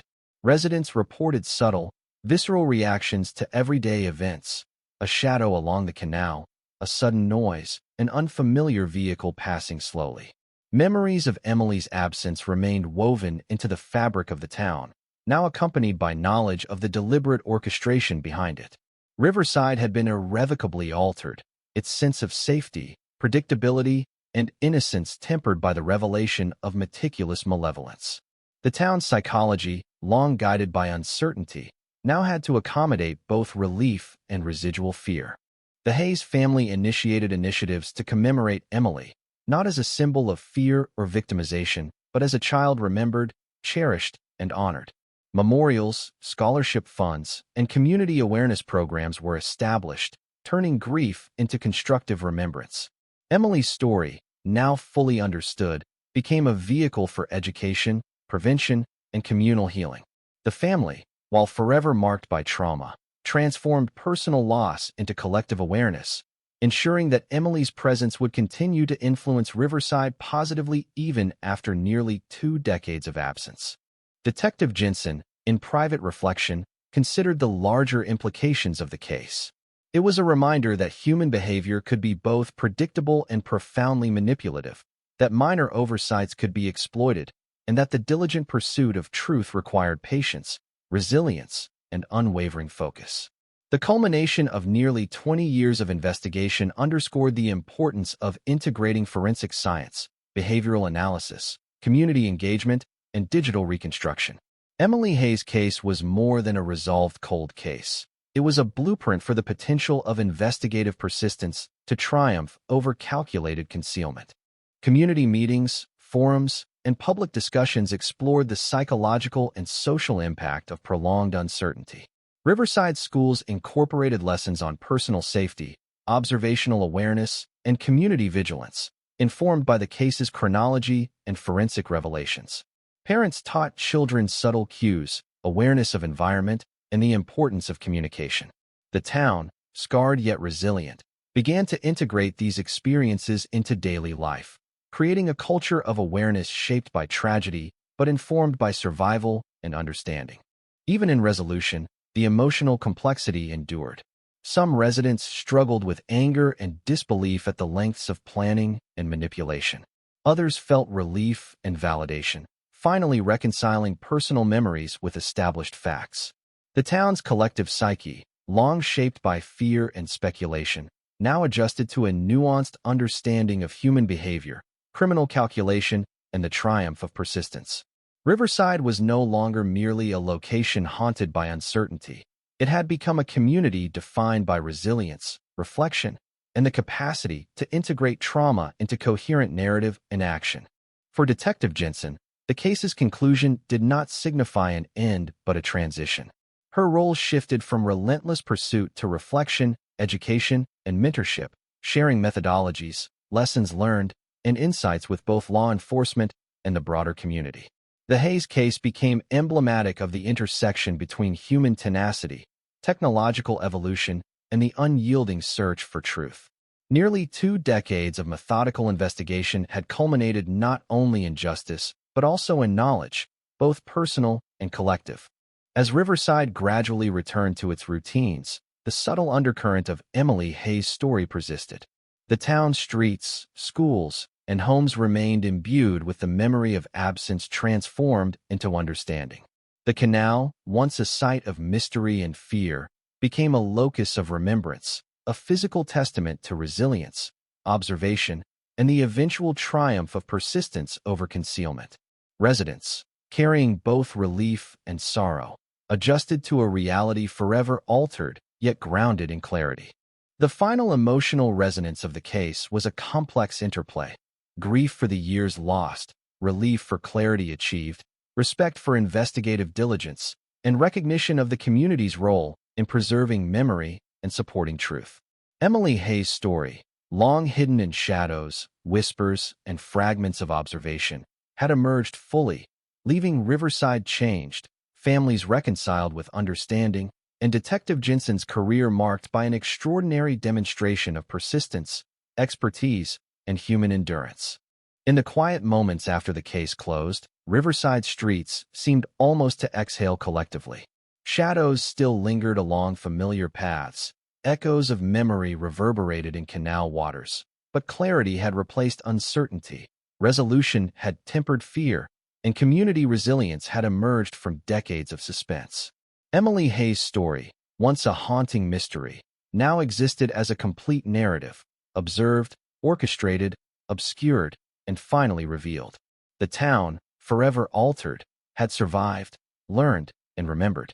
Detective Jensen, standing by the canal one evening, reflected on the persistence that had guided her through years of shadow and silence.